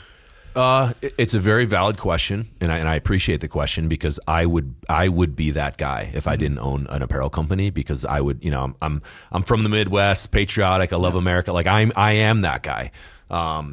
However, it's extremely complicated, and to oversimplify it, like the American textile industry is just in no position to do what can be done overseas. It doesn't exist. And the amount of risk that you would inherit, like let's say in theory, I could probably go raise $20 million with, a private equity firm and say, hey, we're going to build this giant factory in Chesapeake, and we're going to employ 100 people there, and we're going to make all of our own stuff. There's so much risk to that. But here's the problem. Here's the bigger problem. It all comes down to gross margin. Right? Our gross margin as a company is around 70%. That's pretty good. Now, some in supplements in the beauty space, it's 80, 85%, but we land around 70%. So, if I feel like that's spectacular. That's very good, right? At a 70% gross margin, our net operating margin on a percentage basis, I think last year we landed around 12%, right? So even at a 70% gross margin, we're only clearing 12% as in profits. As you know, of that 12%, Uncle Sam's going to say, okay, we're going to take our 37, 38% of that, right? So you're cutting a check for that. And then you have your inventory purchase that you have to do to keep the next year going, which will probably be more than the delta of whatever's left, right? So... And I think we run a pretty good business, right? So if all of a sudden you tell me my gross margin is going to go from 70%, so okay, now you're going to make it in the USA, now your gross margin's 45%. You're out of business. You are operating in the red by 10 or 15% every year. The only way that doesn't work is, so we'll spend about 20% of our total revenue on digital advertising. The only way that formula works is if I don't have to spend 20% on advertising. So for a situation like Origin and stuff, like if you have a Jocko where you're like, okay, by him being associated with it, we don't have to spend millions of dollars on meta ads, the formula actually becomes feasible, although very difficult. we don't have the star. We don't have a guy like that can, reach millions of people. Well, until you cut your hair, it could have been you. Exactly. You disgust me now with your military regulation. Last time I saw you, it was just like, you're like, oh yeah, blowing in the wind. It could have been you, Bear. You totally messed this up. That could have been that guy.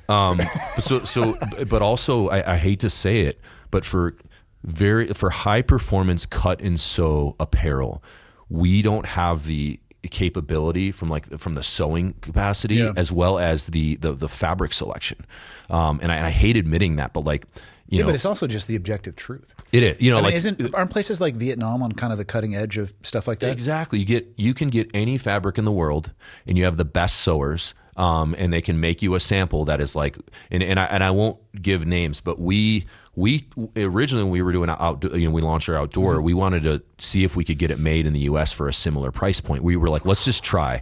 And we sent it to some people that are friends of ours that have been in the game for a long time. I already know what you're talking about. And we said, hey, maybe we could actually partner. And you guys, we can piggyback onto your production line and see what happens. And so we sent them a pair of the pants you're wearing right now. Yeah. And the guy called Aaron back, who they're good friends, and was like, dude, there's no chance we can make this pant. It'll look like it's way too complex. It's way too Gucci to ever be made here with, you know what I mean?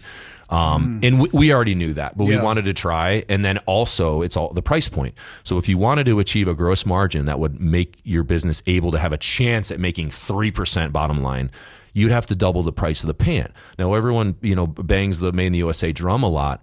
But for the pant you're wearing, to make that in the USA, one, it would be hard to source all the right fabrics and stuff. But two, we'd have to double the price. So how many people are that fired up about Made in the USA where they'd spend $360 on a pair of pants that you could get for $160? Dude, that's a tough ask. It's impossible ask because they won't. There's a very small subset, and now they're not going to float your business. The small subset is not. It just doesn't work. You know what I mean? So until there's a tailwind of actual, so that's why I don't get mad, because again, I understand the question, because until you're running a clothing company or a consumer goods brand, you don't understand how you think people are clearing 60% bottom line. It's dude, we're clearing 12. You know what I mean? And then we have to pay taxes you said, before Uncle Sam has his hand sticking out. Yeah. And the average in our space is actually, we're slightly above, is 8% bottom line net operating margin. Right. So we're actually above the median. I know we're trying to get that to 15, 16 eventually, because back in the day we were 25%, because it was when you have 10 people running a big operation, your costs are pretty lean. Yeah. So that's the big thing, man. Just the math doesn't work. Now we have shifted. So we're in a lot of trade compliant countries now, which helps. And then we do have Made in the USA stuff for our government business. So for tactical and for tactical and outdoor, we're getting a bunch of stuff made in Tennessee, which is awesome. But guess what? Our Op Assault pant, our number one selling tactical product, when we sell that to the government, it's going to be, close to $400, right? The consumer won't pay that. There might be a couple, you know what I mean? But you can't do that's not a volume play. And just to get a production run, you got to order 3,000 or 4,000 units. So now I'm ordering 4,000 units of a pant that cost me $200 to make. I'm going to sell it for $400. No one's going to pay $400. And now I have, millions of dollars sitting in a warehouse that I might as well just light on fire. You know what I mean? So the risk goes way up. So that's just kind of the dynamic of it. I wish it wasn't like that. And I absolutely commend the guys that the Origin crew and all that. There's inherent struggles in what they're doing, though. Well, and that's why I was like, man, if they can pull this off, because I know the numbers and I don't know their financials, but my gut, having been doing this for 12 years, was unless they have to spend nothing on advertising because of the guys like Jocko and that, I was my guess would be they're getting their asses handed to them. Again, because of the math I just broke down. So I commend it, and it's I would imagine those would be guys that I'd hit it off with and would love to have a beer with, and it's again mad respect, particularly owning your own facilities. That's a whole nother beast. Yeah. And that's scary stuff, man. So that's kind of where we land on it, and even with shoes, I think Nike and Under Armour, I think Nike did a project where they tried to create a fully autonomous factory in like Texas, like many years ago, where it could create shoes like it was just 100% robotic, and it completely failed. And then Under Armour tried, Jesus. Kevin Plank, I think it was Kevin Plank, they tried to do a big project where they're going to say, all right, we're going to figure out how to make shoes in the US. And they tried it, I think it was in the Baltimore area, and that completely flopped. And I think Adidas has tried, so because shoes that's our number one product now. People is it really? Yeah, by a long shot. It's wow. crazy. And they're like, why don't you? These are awesome, but they should be made in the USA. It's like, guys, You talking about these ones? Oh, there we go. Yep, that is our number one selling shoe, the Black Gum Savage One. And it's like, guys, not even the big dogs. They've tried this. They've pumped hundreds of millions into this development. Like, I'm sure as hell not going to try, because if Nike and Under Armour can't do it, like little Born Primitive can't. So, I mean, maybe we need to change the approach from being absolutionist, where everything needs to be produced in the U.S., to figuring out, China, man, you talk about textiles and electronics, and, Taiwan with semiconductors. I don't know how you compete with that, right? Yeah. Is it even possible? Maybe instead of saying, hey, we need to bring all manufacturing back in, which would be the absolutionist approach, we can go with a little bit more of a reductionist approach and say, hey, let's bring as much back as we can that we have the capacity for. Yeah. Because how do you compete with a company in Vietnam, as an example, which I know a lot of high-end apparel, incredible technology, even the wingsuits that I used to fly. There's a canopy company, paraglider or parawing, it's called Ozone. And we're talking laser cut to like a ridiculous level of accuracy. They make the wingsuits that I used to spend a bunch of time jumping in. Why? Because they were the most accurate, most technical on the planet Earth, able to do that. Maybe we let them focus on what they've been doing for 10 years and we focus on what we, we don't have to bring it all back to the U.S. Yeah. Because if my choice is my life depends on a wingsuit, and it's a dude in Tennessee who's just gotten off probation on putting together wingsuits, or somebody crushing them in Vietnam, I'm sorry. Exactly. I'm going with the Vietnam wingsuit. Yeah, man. I wish it wasn't that way. It is, and we're constantly looking at ways to do it. But right now, the only angle is for government business, really, because like Uncle Sam will spend $400 for the pant, right? Which is a whole other story. I don't know if that's the best, most fiscally responsible thing. They pass audits all the time. You know what I mean? That's what he does. So the missing trillions. What pisses me off right now as we sit here, the government is shut down, and senators and congressmen are still getting a paycheck. Yeah, that's what I think. Warren. How about you're instantly fired? How about if you let the job that we elect you to do to grind to a halt like this, you are no longer eligible for re-election instantaneously. Yeah, I mean, as well as the budget. You know what I mean? Like I think Warren Buffett said. I think it was Warren Buffett who said this. Like, if you really want a balanced budget where the GDP doesn't surpass what we spend in a year, he's like, make it so like if at any fiscal year we don't have a balanced budget, like they all lose their jobs. And he was like, that would fix it instantly. I love that. I think it would too. We waste Why so can't much we get money. to that point? It's like we're the richest country on the planet, and we still are in deficit trillions of dollars every year. 31 trillion, I think. It just doesn't. Like it'd be like, like if you were the head of a household and you were like the wealthiest family on the block, but you just run your credit card bill up, beyond what you could ever afford, and you're using it to like pay for the whole neighborhood shit, and but your kids are eventually going to inherit like a credit card debt that will make them suffer. You know what I mean? Yeah. It's like it's an obviously a simplified analogy, but it just blows me away that like, all right, all these things we waste money on to satisfy the constituents of these different senators and congressmen. It's like, okay, do we really need $60 million for the Kennedy Center renovation? Yes, of course we do. I don't even know where the Kennedy Center is, but sure. The Doge stuff's been pretty hilarious, because that kind of fell flat these days. Where's the Doge talk these days? So I know it was obviously the hot item, but so the last couple of days they've been calling out some of the things that like the Democrats wanted to put in this resolution. Yeah. And it's some of the same old offenders. Like there was one for like circumcision research in Zimbabwe for $3 million, and like I don't know what's cutting edge and critical. I'm not a doctor, sir. I don't know if you are either. But that's one of the problems though, is the omnibus stuff. Yeah. Until we can strip away that bullshit and a bill is actually, so many times it'll be it will be like education in the I'm making this up, but education bill for underprivileged children in the U.S. and there's $70 million for Ukraine in there. Yeah. Like, until we stop that shit, I know it has to be a single item, and I know that would grind the government to a slower pace. But guess what? This is what we pay you to do. Yeah. So instead of hiding all that crap in there, You need to actually vote on, like, make a bill about what the actual bill is, because that's what catches people, like in the continuing resolution, is all that other bullshit. Yeah, I know.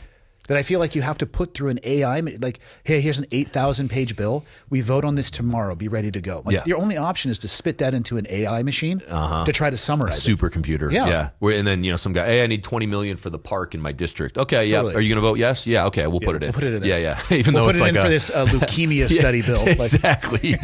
Yeah, man. It's frustrating. And then, obviously also the insider trading stuff just blows me the fuck away. It's so obvious. Do you have proof of that, sir? Dude, like, if you like, this sounds like an accusation absent any black and white proof. My buddy, so they have that app that guy created where it follows and he's. And he's, I'm on the conservative side, and he's on the liberal side, but we're good buddies. Like, we always give each other shit in good fun. Amazing how that can actually happen in real life. I mean, we're like great. I mean, we stood each other's weddings, and he's like, so. We always bitch about insider trading on both sides, and so he did the app, and one of his portfolios is following Pelosi's, the Pelosi tracker, which is hilarious because he's a liberal. So like he acknowledges, and he's like, dude, I put in $3,000, now it's 19 like million. 3 months ago, and he's like I'm up 68%. And then I saw is it the governor candidate in New Jersey?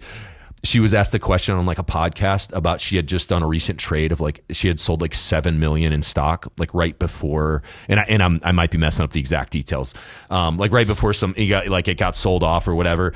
And the podcast host was like, hey, like, could you give us more details on that? And like, she played dumb and was like, oh, I'd have to like look into that. I'm not fully familiar. And he was like, it was $7 million. Like, you didn't know about that transaction. You know what I mean? And she kind of backpedaled, and I think maybe she's getting like looked at, but like, it's so obvious, man. And it's on both sides. Our homie Dan Crenshaw has a tracker too. Well, here's the thing, man, cause he's been vocal about like, oh, we should be able to trade. And it's like, I'd be like, Dan, put your shit in the S&P 500 like everyone else, and 19 out of 20 people are not going to beat the index. Yep. So like, even these high-end investors like Warren Buffett's and the Kevin O'Leary's, they're like, don't try to handpick. Well, there is a subset of Americans that do often beat the market. Yes.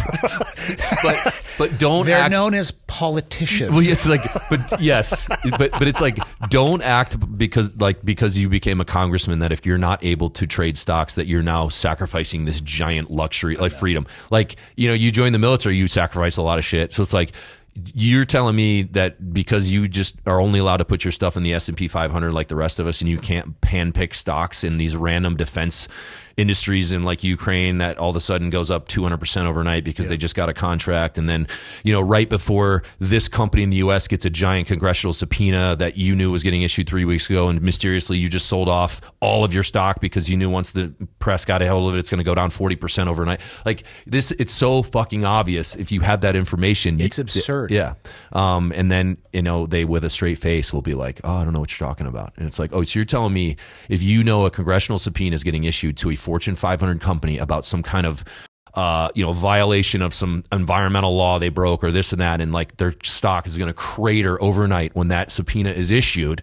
You know what I mean? You're telling me that you just dumping $1 million of that company's stock is not insider trading because you are literally in Congress? Like, it's freaking insane. You know what Pelosi would say? My husband does it. Correct. I don't. Yeah. I'm not responsible for our investing. Oh yeah, and I'm sure you guys never talk. Yeah. It's infuriating, and we should all be mad, like both sides of the aisle. Like, we should be united on this. And I have no tie to this app, but it's called the Autopilot app. I'm intimately familiar. It has the Pelosi tracker. It has a Chat GPT tracker. It has a Crenshaw tracker. And here's the thing: like, explain to me how these people are able to achieve returns beyond those that have specialized in this for their entire life. Yes. Because I'm sorry, you can't. And if you're going to lie directly to my face with a straight face, I guess you're in the right profession. Yeah, I mean, you look at like the best hedge fund managers, right? That like are getting billionaires giving them their money. Yeah. If they achieve a 20% return versus like the market, like they're raising another $1 billion fund, right? Meanwhile, Pelosi's up 119% year over a year. I think it was in June, she was up like 78% for like year to date. And it's like, you've literally almost doubled your money, and we're not even halfway through we're not even through summer yet. Yeah. Like if she was a hedge fund manager, everyone would literally give her money. They give them her money. I wonder, she's also 187 years old. I wonder what she's going to do with that wealth. I don't know, man. I mean, do you leave that? I don't know. I don't understand numbers that are that big, but God, I would hope to achieve that level of wealth, I guess, earlier in life so you could really enjoy it. Yeah. I mean, imagine making 180 grand a year for, 50 years, but it's being worth, hundreds of millions and with a straight face being like, I'm just really good at trading. I don't know. It's just, I guess I just pick them right. Why do the American people tolerate that? I don't know, man. Well, I think it's because the people making the rules are the ones benefiting from it, right? Like, how would you actually solve that? Term limits would be a good start. It would be, but again, they make the rule. Like, so they're not going to put term limits. Don't they work for us? Yeah, but I feel like this power dynamic has shifted. But you wouldn't, like, how do you get, like, they literally make the rules. So, like, if them making term limits would have to literally be conceding, like, the whole reason they're there. You know what I mean? Like, because if there's term limits, the dollar signs go away to some extent. There are these like 50-year careers, and then all the speaking engagements they get and the book deals and all that goes away if you do 2 terms. I mean, I'm fine with all of that. Me too. We all are. But when the people that are the ones benefiting from it are tasked with making the rule to change it, it's never going to happen. Fine. Well, then let's just vote for Democratic Socialists. Yeah. Oh, this New York guy. Oh, my God. Are you ready to shop at the government-owned grocery store? If only there were examples anywhere in the world of systems like this and how they played out. Like, the 20th century where 100 million people died, or 21st century. Or I love the idea we are going to tax the billionaires appropriately. Guess who's going to leave the state before you're sworn into office? Yeah, I know, man. Yeah, they're going to go down to the Cayman Islands or yeah. Oh, we'll tax them when they're leaving. Yeah. Okay, but what do you? I just hope and again, I'm not a socioeconomic expert, and I'm not a huge studier of history. I'm aware, though, that this particular example of a concept has been tried many times. Many times. I almost, to a degree, want it to play itself out in New York, so too. we can say, listen, we did a practice test. Here are the results. So if you continue to vote for things like this, these are the results you can expect. And don't hit me with this, well, it's never been executed properly bullshit. Yeah, that's what they say. I know. That's what they say. Like, it just was never done right. If it's done right. But this time around, it's you guys, right? Yeah. You're going to do it right? It's crazy, man. It is wild. And if that guy wins, it's like, wow. By all indications, crazy. He's on track to win. It's crazy. It is, to me, insane. It is. I mean, it's in New York, too, so it's symbolic. I mean, that's, But I agree with you. Part of me is kind of like, all right, get the popcorn out, because like even the most liberal people, like when they're living in that, and if it becomes a shit show, which I think it will be, if it's like, the grocery store run by the state and all this, like Dude. it'll, and then they're going to go, oh man, maybe those hillbilly conservatives, maybe they have a point. Those simple folk. There are some examples. And again, I truly believe I want people to believe what they want, live their life the way that they want to. But certain choices lead to certain consequences. San Francisco is a really good example of what I would describe relatively liberal or left-leaning policies, the expression of what that can look like. Mm-hmm. When it's decriminalization of drugs, the way, the homeless issue that they may have, just the management and maintenance of that city. And I was with my wife. We were going to fly up. We flew into San Francisco, and we were going to drive up the coast to go to a jiu-jitsu seminar up in the Redlands of California, which if people haven't been, it's amazing. You got to see these super thick, dense forests with these massive trees. But we landed. She's like, I want to get a cup of coffee and a snack. Let's go downtown San Francisco. I was like, have you ever been to downtown San Francisco? And we had some friends in the car too. And she's like, no, we should definitely go. I'm like, oh, okay. So pull through downtown. About halfway through downtown, she says, I don't think we should get out here. Let's go find coffee somewhere else. Mm-hmm.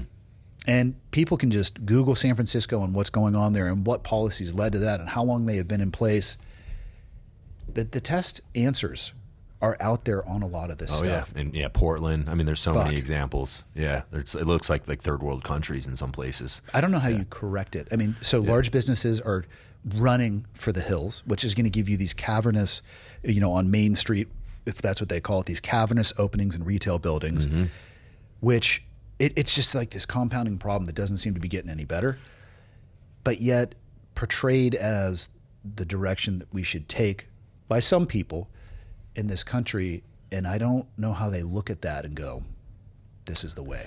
Well, it's like, in San Francisco, that's like they like decriminalized like theft below like a certain amount. So imagine you're a store owner and there's a guy in the aisle with his iPhone out with his calculator, calculating how much can I steal.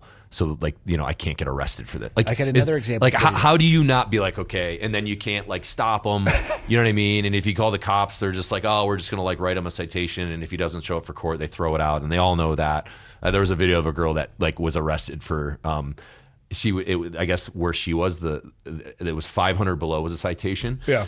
And the cops were talking to her because with the discount, it was below 500, but they were charging her off of retail. And one of the cops is like, you don't get a discount on theft. So they were charging, and she was like arguing like, it's below 500 because it's 40% off. And they were like, it doesn't matter. Like, imagine how ridiculous it is. Like, she has the entitlement to say like, hey, I know the rule and I'm under 500. So just like write me my citation. I'm not going to show up to court. It's going to get thrown out and let me go on my way. And they're like, that was one where like, no, we got you. But I mean, imagine being a store owner and all your extra costs of goods that then you're getting taxed by the city another 20%, and then like it's just there's no way to success there. We know how hard it is to run a business and be profitable as it is. It's almost impossible and now anyway. Add theft and high taxes and regulation. It's a nightmare, and that's why everyone's leaving, and it sucks. So I was in LA for a speech earlier this year, and I went on a pier, and there was like truly like a trinket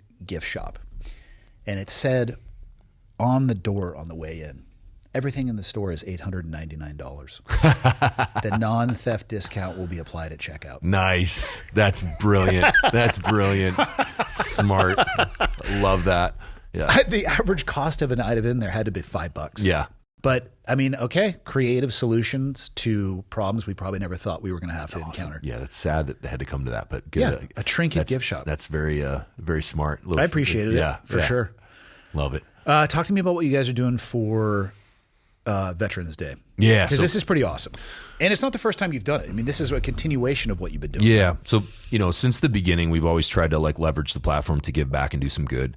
Obviously, in the early days, it wasn't much. The checks were much smaller, but it was the same idea. And, we wanted to live the values of what we were preaching. As a brand, we're patriotic and support those who serve. And, part of that's how I was raised. So it's just kind of our personalities portrayed through the brand.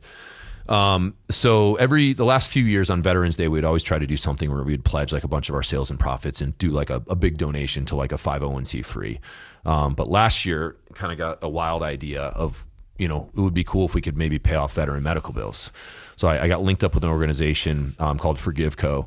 And they basically act as the broker that allows us to pay off people's bills randomly. Mm-hmm. So we'll send them the money, and then they're plugged in with the debt collectors, and then they'll pay it down, and they handle all the paperwork on the back end where they send everyone their debt relief letter and like saying this is gone. And so what's the size of that issue, veteran debt, when it comes to medical specifically? It's pretty massive. I mean, I know it's at the very least, high hundreds of millions, but I think it might even be in the billions. Really? Yeah.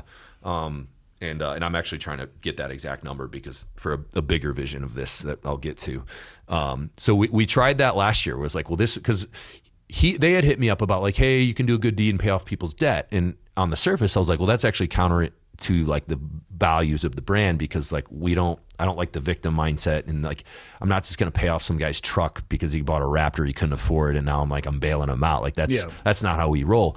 But I said, hey, could you do this? Could you filter it by veterans and have it classified under medical debt? Because I was like, no one deliberately incurs medical debt. Like you don't have medical bills because you're financially irresponsible. Yeah, you don't go to the ER because you're having a great day. Exactly. You could get T-bone driving to work because some guy ran a red light, and now you're $30,000 in the hole. So I was like, I like that idea because that's because someone just had a bad break, right? And I want to help those people. So he got back to me and said, yeah, because of their DOD ID number, we know their veteran status, and medical debt is a classification of debt, so we can actually apply that exact filter you want. So for last year, for 4 days, it was just, let's try this. We pledged 100% of profits for 4 days, and the goal was to pay off $5 million in medical bills, and we ended up doing 11. So 5,800 plus veterans, had their medical bills paid off completely. And they had no idea that it was coming. No idea. Yeah, and it was honestly pretty cool. So I got to call quite a few. It was probably 8 or 9 in total. Yeah.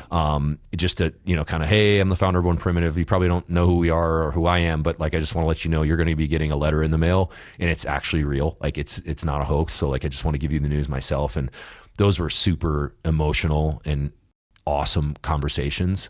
Like, people were crying on the phone, and like one story, these little, examples of like, a single mother who got, in a car accident going to work and then had to relearn basic skills. And she's already working 2 jobs, and now her wages are getting garnished and her credit score's in the tank. You know what I mean? Like she's already kind of like, carrying a heavy burden. So like when you tell someone, and some of the numbers like weren't that much, like I think that girl's, her debt was like 12 grand. Yeah. So like, I'm like, oh, it's not Dude, that if you're living paycheck to paycheck, exactly. it might as well be 12 million. Exactly. And then, there was another guy who like wrote me a letter afterwards and basically was implying like he was getting ready to kill himself. And like, he wanted to like, he asked for a sign to just have a reason.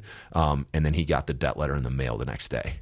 So I have his letter framed on my desk, and then he ended up checking himself into rehab.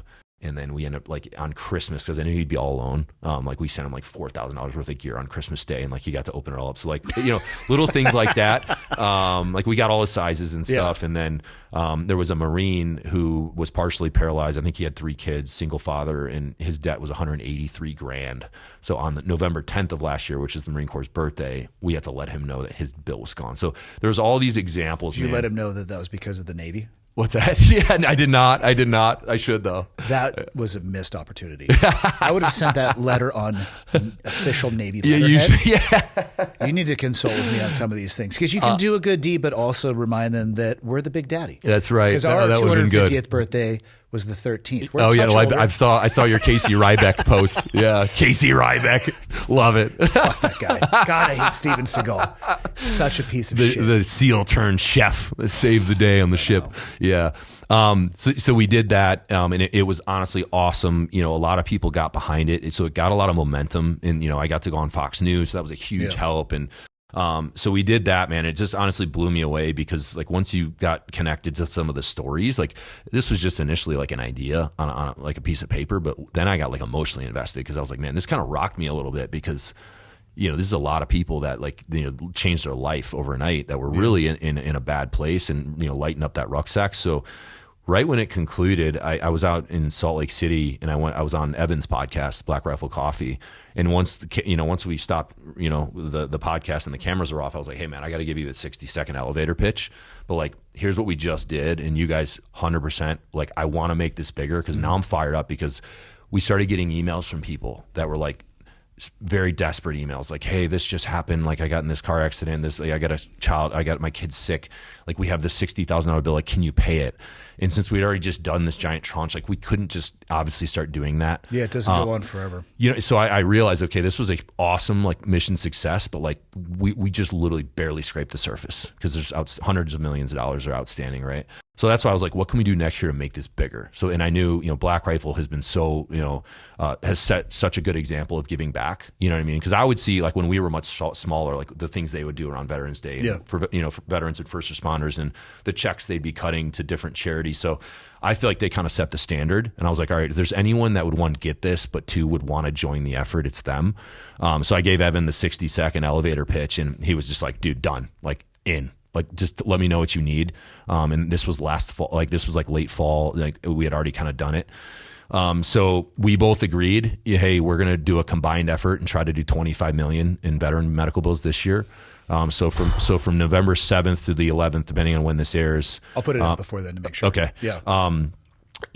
Both brands are going to pledge 100% of online profits from their respective websites towards the cause until we reach the goal. Did you notice a surge in people on the website? We did, yeah. And that's and I can't stress that enough. That's why it works. Yeah. Because like people get so fired up because it's a feel good thing and it's like a genuine cool cause. That's why we're able to do it. Like I'm simply facilitating it. Like, you know what I mean? Now we've put a ton of work in to get it going, and like, we've been planning this since May. So like, there's a lot of human bandwidth, but we're kind of just a conduit to, ultimately be able to create that impact, because the customers on a micro level are the ones allowing it to be possible. So yeah, for a 5-day sprint, we're going to try to do 25 million in total. We're going to go 50-50 on it. So we're going to do 12 and a half each. Selfishly, I hope that number's actually more, but because we wanted to do 5 last year, and then it did so well when we got into work the next day. My brother's our CFO, and we got Mallory, the other co-founder. We're like, hey, we have to do more, because we got so much additional traffic that this was, you know what I mean? It wouldn't sit well for this. Now, as you understand, it's not fully black and white in the fact that we just cannibalized so much inventory that we would have sold on Black Friday. That was we would have made a ton of money on Black Friday, because it's the biggest retail moment. So there was this, oh man, we just got rid of a lot of inventory we really needed for the biggest retail moment of the year. But you might have picked up a lot of new clients and we did. So that's why it's not as black and white as one might think. But we came up with the number based on our net operating margin of what would be appropriate to so we went to 11. Yeah. And obviously that was way more than we would have ever. So the number we're setting is 25. I think that would be huge. The goal is obviously for us to use our customer base to kick people over to Black Rifle, and vice versa. Obviously we run in similar circles, but we also have a megaphone reaching other audiences. So different market sectors for sure. Yeah. So, we're going to do our thing on our end to try to, get the born primitive people to go also shop Black Rifle, and then they're going to do the same thing. And then, Matt and I and maybe Evan, we're pursuing a bunch of media opportunities. So I think Matt and I are going to go on Fox a couple times during that 5-day sprint. And Matt and I actually just got back from Denver. So we've actually already done 5 million. Because we wanted to get some. Yes, it's October, sir. Well, so we did that. we did that quietly in late July. So we each did 2.5. Because one, we wanted to get the skin in the game, but we also wanted there to be some recipients of this year's cohort that we could, be able to speak to and kind of amplify the story. Yeah. So once those people started receiving their letters, they noticed that one of the girls on the list, her debt was $341,000. So they looked into her. She's a Gold Star spouse. Her husband was killed, roadside bomb. He was in the turret, Army infantry in Iraq in 2006. She was an Army veteran herself. They have 2 kids. And then she got in a horrific car accident in Colorado, had to be airlifted, was in the hospital for 2 weeks, got 18 plates in her face, all kinds of stuff. Jesus. Well, they didn't cover her bill. So she's had a $341,000 bill for many years. And obviously you can imagine Can you imagine the weight of that? Exactly. Yeah. And so when we saw she was on the list, Forgiveco called me and they're like, hey, this is a really unique story. So I called Matt. I was like, dude, we should go hand deliver her the letter. Oh, for sure. So he was done. So we got on a plane and met out there and met her after work. And we gave her the letter. We were like, hey, this was symbolic, but so we got to interview her and capture some content around it, but she was obviously super grateful. It was a very emotional moment. Can you imagine being on the receiving end of that letter? I don't even know. I can't even fathom what that would feel like every day, knowing that regardless of how hard you work and living your most purposeful, best life for yourself and your kids, and there's this guillotine over your head. I cannot even fathom what that would feel like to have the cord cut on that and have it moved away. Yeah, and she was obviously very grateful. And I think the theme that I'm pulling out from a lot of these interactions is that once you get out, a lot of people have this the idea that you kind of feel like you've been forgotten and you're not relevant anymore, and you were just kind of expendable. Oh, yeah. And she said, "Wow, this reminds me I'm still am a part of a team and in a fraternity, and it was." So they ended up interviewing her when Matt and I weren't there, and I think she got super emotional and just talked about what it meant to her. And we sent her a bunch of BP gear, and Black Rifle sent her a bunch of coffee, and we're hooking her up, and we still text and stuff. Selfish bastards, just marketing this catastrophe for your own personal gain. And then, so Matt was actually in town in Virginia Beach a couple days ago, and we found out there was a local Virginia Beach resident on the list. So we actually had her meet us over at our new retail store. That's awesome. And we hand delivered her the letter, and her husband came. He was a former Marine. And hers wasn't that much. It was $12,000. But it was the same reaction. You know what I mean? Like for her, that was, I mean, she was crying and saying like, this was like, I can't believe, she said when she got the letter, she was in her kitchen and she just like stood there and stared at it for like, 10 minutes. Cause she was like, what do I do? This can't be real. Yeah. So it's just, man, it fires me up because like, I've been very fortunate to have built a platform through Born Primitive that, never in a million years would have thought of, became what it's become. So now there's like a bit of an obligation, a moral obligation. Okay, we have to use this to do some good. Yeah. And if I can simply act as a facilitator to create good, and do it in a way where people are putting their dollars towards, hopefully a brand they morally align with, and hopefully it's good gear, but on the back end of it, knowing it has a real impact. And obviously same thing with Black Rifle. There's a million coffee brands out there. And I always talk about this with my marketing team. They're probably just sick of hearing about it, but like the case study of Black Rifle Coffee Company and how, Matt and Evan and Jared, created this phenomenon. Like they should be literally studying this at Harvard, like, with the business students, of creating a brand that they recognize there's this giant space of this,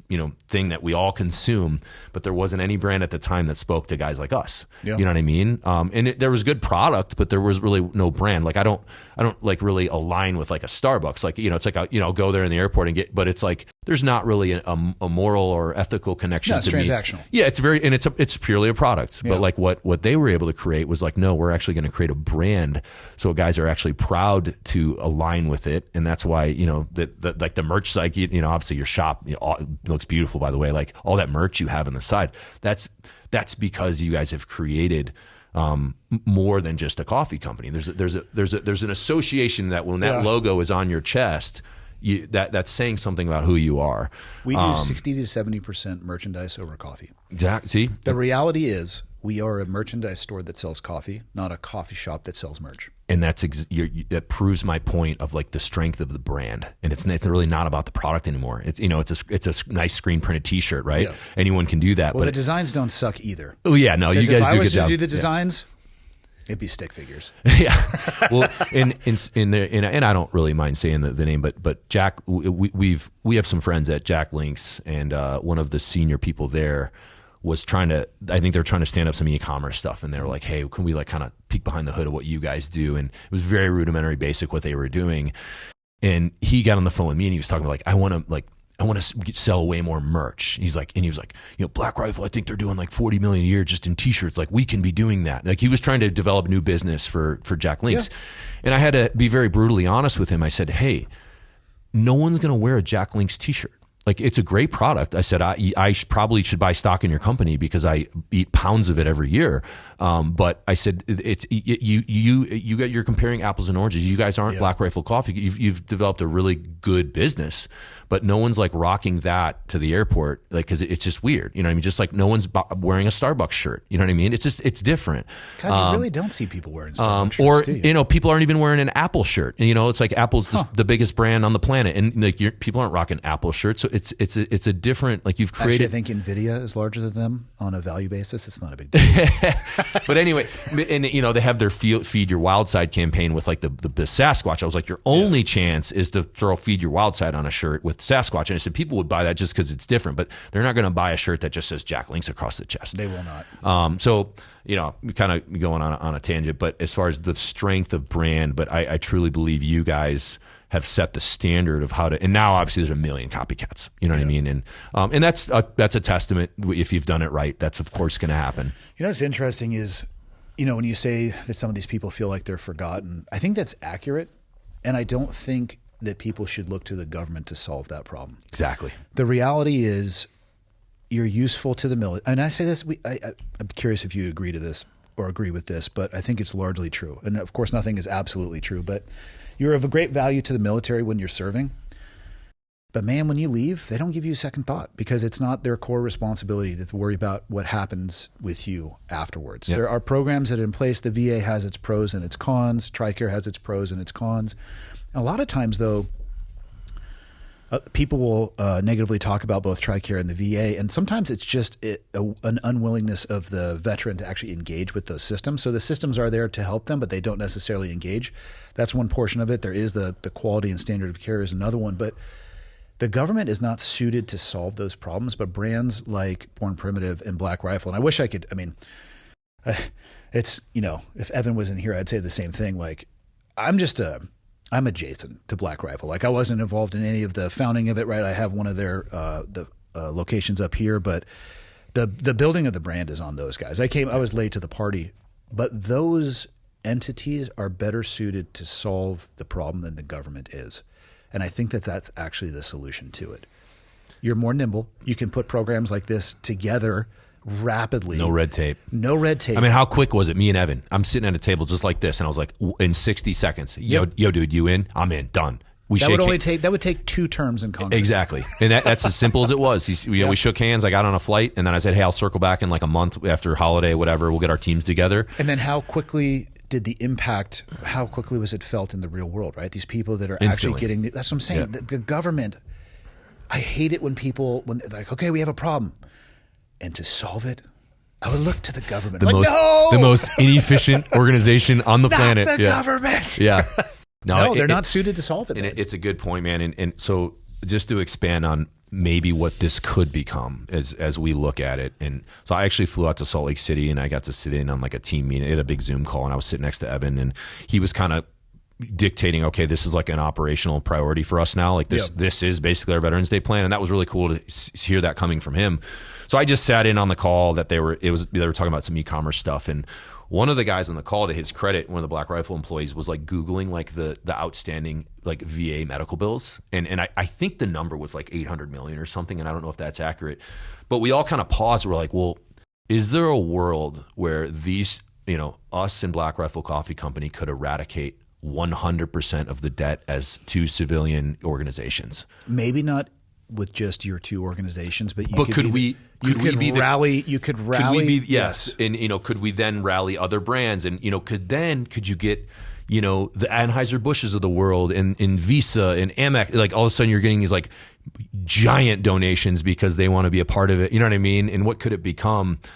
So that's, you know, getting kicked around of like, what does phase 3 of this look like? You know, we're in phase 2 now. Phase 3 is Bezos gives you 4 days of profits from Amazon. Yeah, or hey, a strategic tweet to Elon. All of a sudden he said, I'll take out 50 of it. You know, whatever. You know, you never know. But I almost don't want them to do that. I almost want you guys to spearhead and collect the forgotten toys that have gone out and done great things after the military and solve the problem yourselves. Veterans solving their own veteran issues. And that's why I like it. And obviously as veteran-owned brands, like it works because it's our family. You know what I mean? And but I want to. Having said that, don't turn away money from those brands. Yeah, but you guys can spearhead. Because Bezos, if you want to give 50, or Elon, you know, I would be supportive of this. Yeah, exactly. Yes. If you're listening, Elon, call me. Does that guy even have time to listen to a podcast? Can you fathom? Well, he tweets at a lot of people. That's why we were joking. I was like, during the campaign, should we fire out some tweets to like these different guys and see if we get a hit?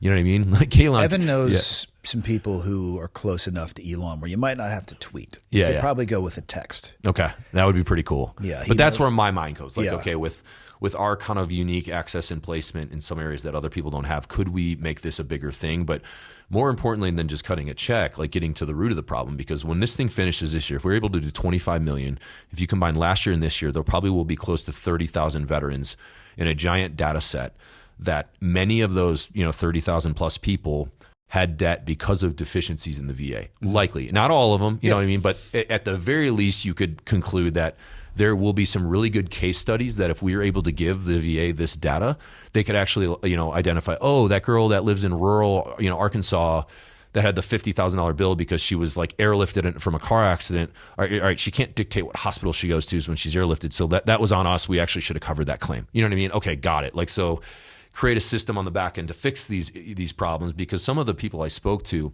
a lot of the reasons they had the bill was like their claim was denied, but it should have been. But then they're on the phone for like 9 months trying to get through to someone, and then they just kick to the next person, and then, hey, we'll call you back in a week. And before you know it, it's now gone to collections, and you can't get a hold of anyone. That's how you end up with a gun in your mouth. Especially when there's other stressors in your life and you feel like you've gotten forgotten, and like the VA's giving you the runaround. I mean, we've all been on the phone. I mean, I'm sure you have, when you get on the phone with the VA, and God bless them, there's some great ones. And I've had some people that were like really nice and helpful, but then you get the people that just seem like they're completely disinterested, and they're, you know, they know they can't be fired, and they put you on hold for an hour, and then it disconnects, and then you just say, all right, screw it, I don't need that chiropractic care for my disc problem in my back. I'll just deal with it. You know what I mean? I'll get it on my own. And that's obviously a very small example of, you know, and I have the means to do that. Some don't. Yeah. But so could we get to the foundation of it? So I'm actually going up to DC in a couple weeks. And one of my meetings is with, it's either going to be with the Secretary of the VA or his first, his right-hand man. Yeah. And to have this conversation. And then I'm meeting with 10 different senators and congressmen that same day. I have 12 meetings lined up. I'm just going right down the line. You're assuming the government's going to be functioning. That's true, and that's why I already had. I was supposed to go 2 weeks ago. We had to cancel it. So I'm hoping we don't have to cancel this one. But that's kind of the long term play. Is could we actually, as two civilian organizations, implement some change? And with the VA, what I'm going to tell them is, hey, this isn't meant to shame you guys, but I'm just going to have a very valuable data set that I think could really help you guys. Maybe, let's, put our ego aside and just say, hey, maybe there were some instances in here that was just because of a system error on the back end, and hey, let's make a few tweaks. And then maybe that girl in rural Arkansas gets her claim approved and doesn't have her wages garnished and her credit shoot below 600, and now she can't get a lease on anything or a car unless she wants to pay 40% interest, and she's working 2 jobs now, and she's a single mom, and she's already, you know what I mean? These are the downstream effects of what it does for all these people that go to collections. I mean, you're screwed. Yeah. So anyway, that's the, the team guy mentality of all right, how do we make this way bigger than we could have ever imagined? And how do we, how are we part of, even bigger change beyond just slapping a Band-Aid on it every year, which obviously still is a huge impact. I mean, it'll be real people getting changed, but we'll see. Just getting started. I love it. And I just love the fact that the community is solving the community's problems. Yeah. Feels good. Feels good. I feel like you can apply that to almost every community. Fill in the blank. Your local community, literally where you live, if you encounter problems, maybe don't look to the city to solve them. And if it's a pothole or something like that, probably go to the city for that. Yeah. But there's so many things that you can solve outside of looking to the government or government entity, and they'll just move so much faster. Yeah. Yeah. Yeah, man. That's awesome. How's the retail storefront going? It's great. Yeah, it's been open for about 3 weeks now, and it's been killer. That's awesome. So now we have to decide, all right, when can we conclude we have enough data to double down, triple down on this? I mean, I'm already saying we do have enough data, but now we got to pick the location. I want to do San Diego and Tampa because SOCOM's there. Ones that kind of make sense for our brand. And then there's a company up in Williamsburg that actually helps you with they'll send teams to do the build out from Virginia, but they're all licensed in all these different states. Is it your guys' goal to maintain ownership of all of the storefronts? Yeah. We'll own everything. Yeah. So because obviously there's competing models there. You could franchise it out. Yeah. And that comes with complications, but owning them all yourself comes with complications 100%. too. Yeah. Pros and cons to both, but as of now, the intent is just to own all of them ourselves. And I think if you can financially manage that, I think that's the way. Yeah.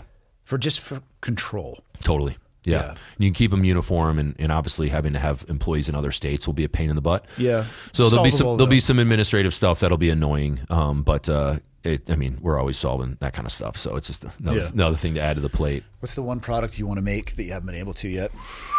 Well, expanding footwear has been huge for me because it's such a game changer for our business. I mean, I wish I really. It's crazy, man. It's crazy. God, I wouldn't have guessed that. Yeah. So the cool thing is when we started hitting a headwind in late 2022, and then 2023 was a really hard year. It was our hardest year in really long time. I think that was actually for a lot of people though, because we were coming out of COVID. Totally. Yep. There was the hangover, and so I guess being dumb enough to not know any better, I was like, all right, we need to get more aggressive right now. We can't do the opposite, typical team guy mentality. Yeah. So that's when 2023 we launched our training shoe, the Savage One, and we launched Born Primitive Outdoor, and then the following year we launched Tactical. So in a 12-month period, we launched 3 new divisions of our company. And the cool thing is, after a year, you could look at our top 10 sales reports every morning, and 7 or 8 of the top 10 would be all coming from those 3 new portions of the business. And then it would be a black pair of leggings, which is always going to be a top product. Yeah. But it was really cool to see that, okay, we place some big bets at a time when most people were like freaking ducking for cover, and we were freaking flanking, man. And now but the footwear is the big. I mean, if you look every morning, like 6 of the top 10 are Savage One shoes. Wow. Which is great because they cost more, so it makes your average order value go up. And I think people just assign more value to shoes than clothes, like for some reason, just psychologically. Like if I were to give you a new pair of shoes versus like those pants, you likely would put more value on a shoe, like a new pair of kicks. Maybe not you, because you're in the. I don't even know. It's just weird. I don't know. This is a question I've never spent any time thinking about. Yeah, I don't know. Probably not worth any extra bandwidth. But, I mean, we are bipeds, so yeah, you would appreciate a good pair of shoes. Yeah, for sure. Yeah. But so we're doubling down on shoes. So in 2026, we'll have a running shoe, a tactical boot, kind of like a Solomon type boot, but with a wider toe box. We have a street shoe coming out, kind of like a Van style cool guy shoe. We got these high top Savage ones called the. Don't be displaying new products that haven't come out yet. This will be next Veterans Day, by the way. We're a ways out, and then we want to develop a barefoot hunting boot. So that's like a barefoot last. Yeah, like a barefoot boot. Yeah, like so Aaron, we're working with Aaron right because Aaron really wants it, and I think in that interesting. Yeah, and I think that'll be sick. I swear I'll kill you if you have like 5 individual toes. No, not like that. Okay. No. And we have that'll be the end of our friendship. We have a barefoot trainer coming out, and it's not the toe kind. It's just like a minimalist trainer. So we get all kinds of new stuff coming out. But as far as like, I mean, everything we want to make, we're making, man. I was because we're in Montana now. I was thinking, how cool would it be to do like a limited edition cowboy boot at some point? Just only make like 500 units. What's wrong with you? But that would be awesome. Like just some wild, you know what I mean? But yeah, this is, What is wrong with you? But hey, you asked, so I literally thought of that last night. Like that would like popped in my head last night because I'm in Montana. But how would you, what would that be? A barefoot cowboy boot? It wouldn't, no, you would just make it a sick boot, but it would just meant to be like a limited edition. Like this is just for fun. Like this is like, 500 pairs only. Rhinestones. Yeah, there you go. Yeah. My 17-year-old daughter could help you bedazzle it. There you go. Yeah. But we've pretty much done everything that we want to do I think we're good for a while. But we'll see. I mean, we're always kicking around ideas, and that's the blessing and the curse. Because obviously, if you expand too much, you could kill yourself. But you have to be we were very methodical. It's like I think we could steal market share in outdoor and tactical, and then I think tactical specifically, we could lead to big government contracts, which will change your business overnight. You know what I mean? You want to talk about an impact on your P&L? Oh yeah, and you imagine it pre-booking like a $100 million contract that like every year you get 20 million just right off the top. It's crazy. Yeah. And that wouldn't even be that big of a contract. So we're in that game now. No, we haven't we haven't landed any tuna yet. This is a deep sea fishing analogy, but you have hooks in the water. Exactly. Yep. And you land one and you're eating good for a year. That's what I mean? Man. So we're in that, but that took logistically because it's got to be made in the USA. So you got to get on a production line and these big factories, they don't take any Joe Schmo. You know what I mean? Like they're making Carhartt and all these big giant brands. So just to get a conversation with them, you have to have some credibility. Well, I hadn't even thought about that. Yeah, you need to have operational time in their line. Yeah, and you have to be able to say, hey, we are legit. Here's our numbers. Here's this. Here's what we think we could do. Yeah. And they go, right on, we'll take a chance on you. But then there's the dilemma of like having to keep the line running. You know what I mean? Like if we're not getting government orders and they're like, well, hey, we need your 5,000 unit pant order, and we're like, well, these are $200 pants that we have to sell for $400, and they're, you know what I mean? We don't have, Uncle Sam's the only buyer, and they're not, they're on a government shutdown right now. They don't have a bunch, you could see it'll be a tricky one, but if you can thread the needle, then it presents just massive opportunities. So, how long do you think this shutdown will continue? Yeah, well, it's a big game of chicken right now. Kinda, and the Democrats are trying to position themselves from like a point of leverage of like they're not going to flinch. You know what I mean? That's why they're going on the air and being like, every day that passes, we get stronger. Like the favorite. And I'm like, do you genuinely think that, or is that a positioning that you hope they see that? You know what I mean? I feel like it's a talking point. Yeah, but it's like use the analogy like game theory. You got two cars driving head on at each other, and you're going to see who's going to swerve first, right? Flash dance theory, tractors. Kevin Bacon's got his shoelaces tied around. It's just going back to the Midwest for you. Yeah, but imagine if before the cars go, this guy in this car chugs a bottle of Jack Daniels, rips his shirt off, and starts blaring Metallica. he's positioning himself to make the other guy swerve because of like the perception of what that looks like. Now, little do they know that that's actually Coca-Cola in the Jack Daniels handle, and he's doesn't even like Metallica. Yeah. But you know what I mean. But it's the optic he likes. It's the optic. So it'll be curious to see but I don't know, man. It sucks because obviously and in my opinion there was a mandate. And this is where I get fired up because Chuck Schumer, they did this resolution in March, and he was quoted saying, "This is a clean resolution, so we're just going to pass it. It's our obligation, because it takes 60 senators, right?" That's why when I see like CNN and they're like, "Well, they control the Senate and the presidency, and blah blah blah," like how this is on them. It's like it's actually not, because it doesn't take 51; it takes 60. So it's not like a bill. You know what I mean? Just the fact that they passed this in March, and now they're claiming that all of a sudden they can't pass it when it's like almost identical to the one in March. And literally Schumer was quoted in March saying, "Hey, it is a clean resolution. This is a resolution. It's different." And now they're like, "Oh, we need to have all these things that we couldn't get in the big beautiful bill, so we're going to try to backdoor it into this. And if they don't accept it, we're just going to go down with the ship and hope." What does that even look like? I don't know, because it's like, what if airports start shutting down, like with TSA? I mean, I don't know how it works, but like, are TSA agents able to keep working? Imagine the effect on the economy if TSA can't come in anymore and all airlines are grounded. Right now, if that happens, obviously there's going to be huge pressure. Like they're going to work out a deal because I feel like it would work. Yeah, all of a sudden things would magically. You would think so, but again, it's the game theory. Who's going to flinch first? Would the Republicans say, "Okay, we have to get this done, so give the illegals the Medicaid and let's move on and let's figure it out later"? Or do you stick to your guns of the bill that was passed and the mandate that we saw in November with every swing state going one way, when you say that's actually democracy, so you have to honor that mandate? You know what I mean? Like the people spoke. We need to flush the toilet with these people. Exactly. And that's why I kind of I'm frustrated with all of it. Like I am, conservative and Republican, but at the same time, I also acknowledge like the whole system's kind of effed. You know what I mean? Yeah. It's not like I'm a big fanboy of like a Republican senator. I'm like, I think like, if you get a few beers in me Dude, and get me a Crenshaw lower back rocker tattoo. Yeah. Get a few beers in me and get me in a room with those guys. I probably will have some, the no filter there for a minute. But I hope they can figure it out, man, because it's frustrating. And let's end it on a positive note, because I'll drop this because we've been out for almost 3 hours. Holy shit. Yeah. Damn. I'll drop this right before Veterans Day. So I'm assuming you guys will have talked about what we talked about, the medical debt relief. Yeah.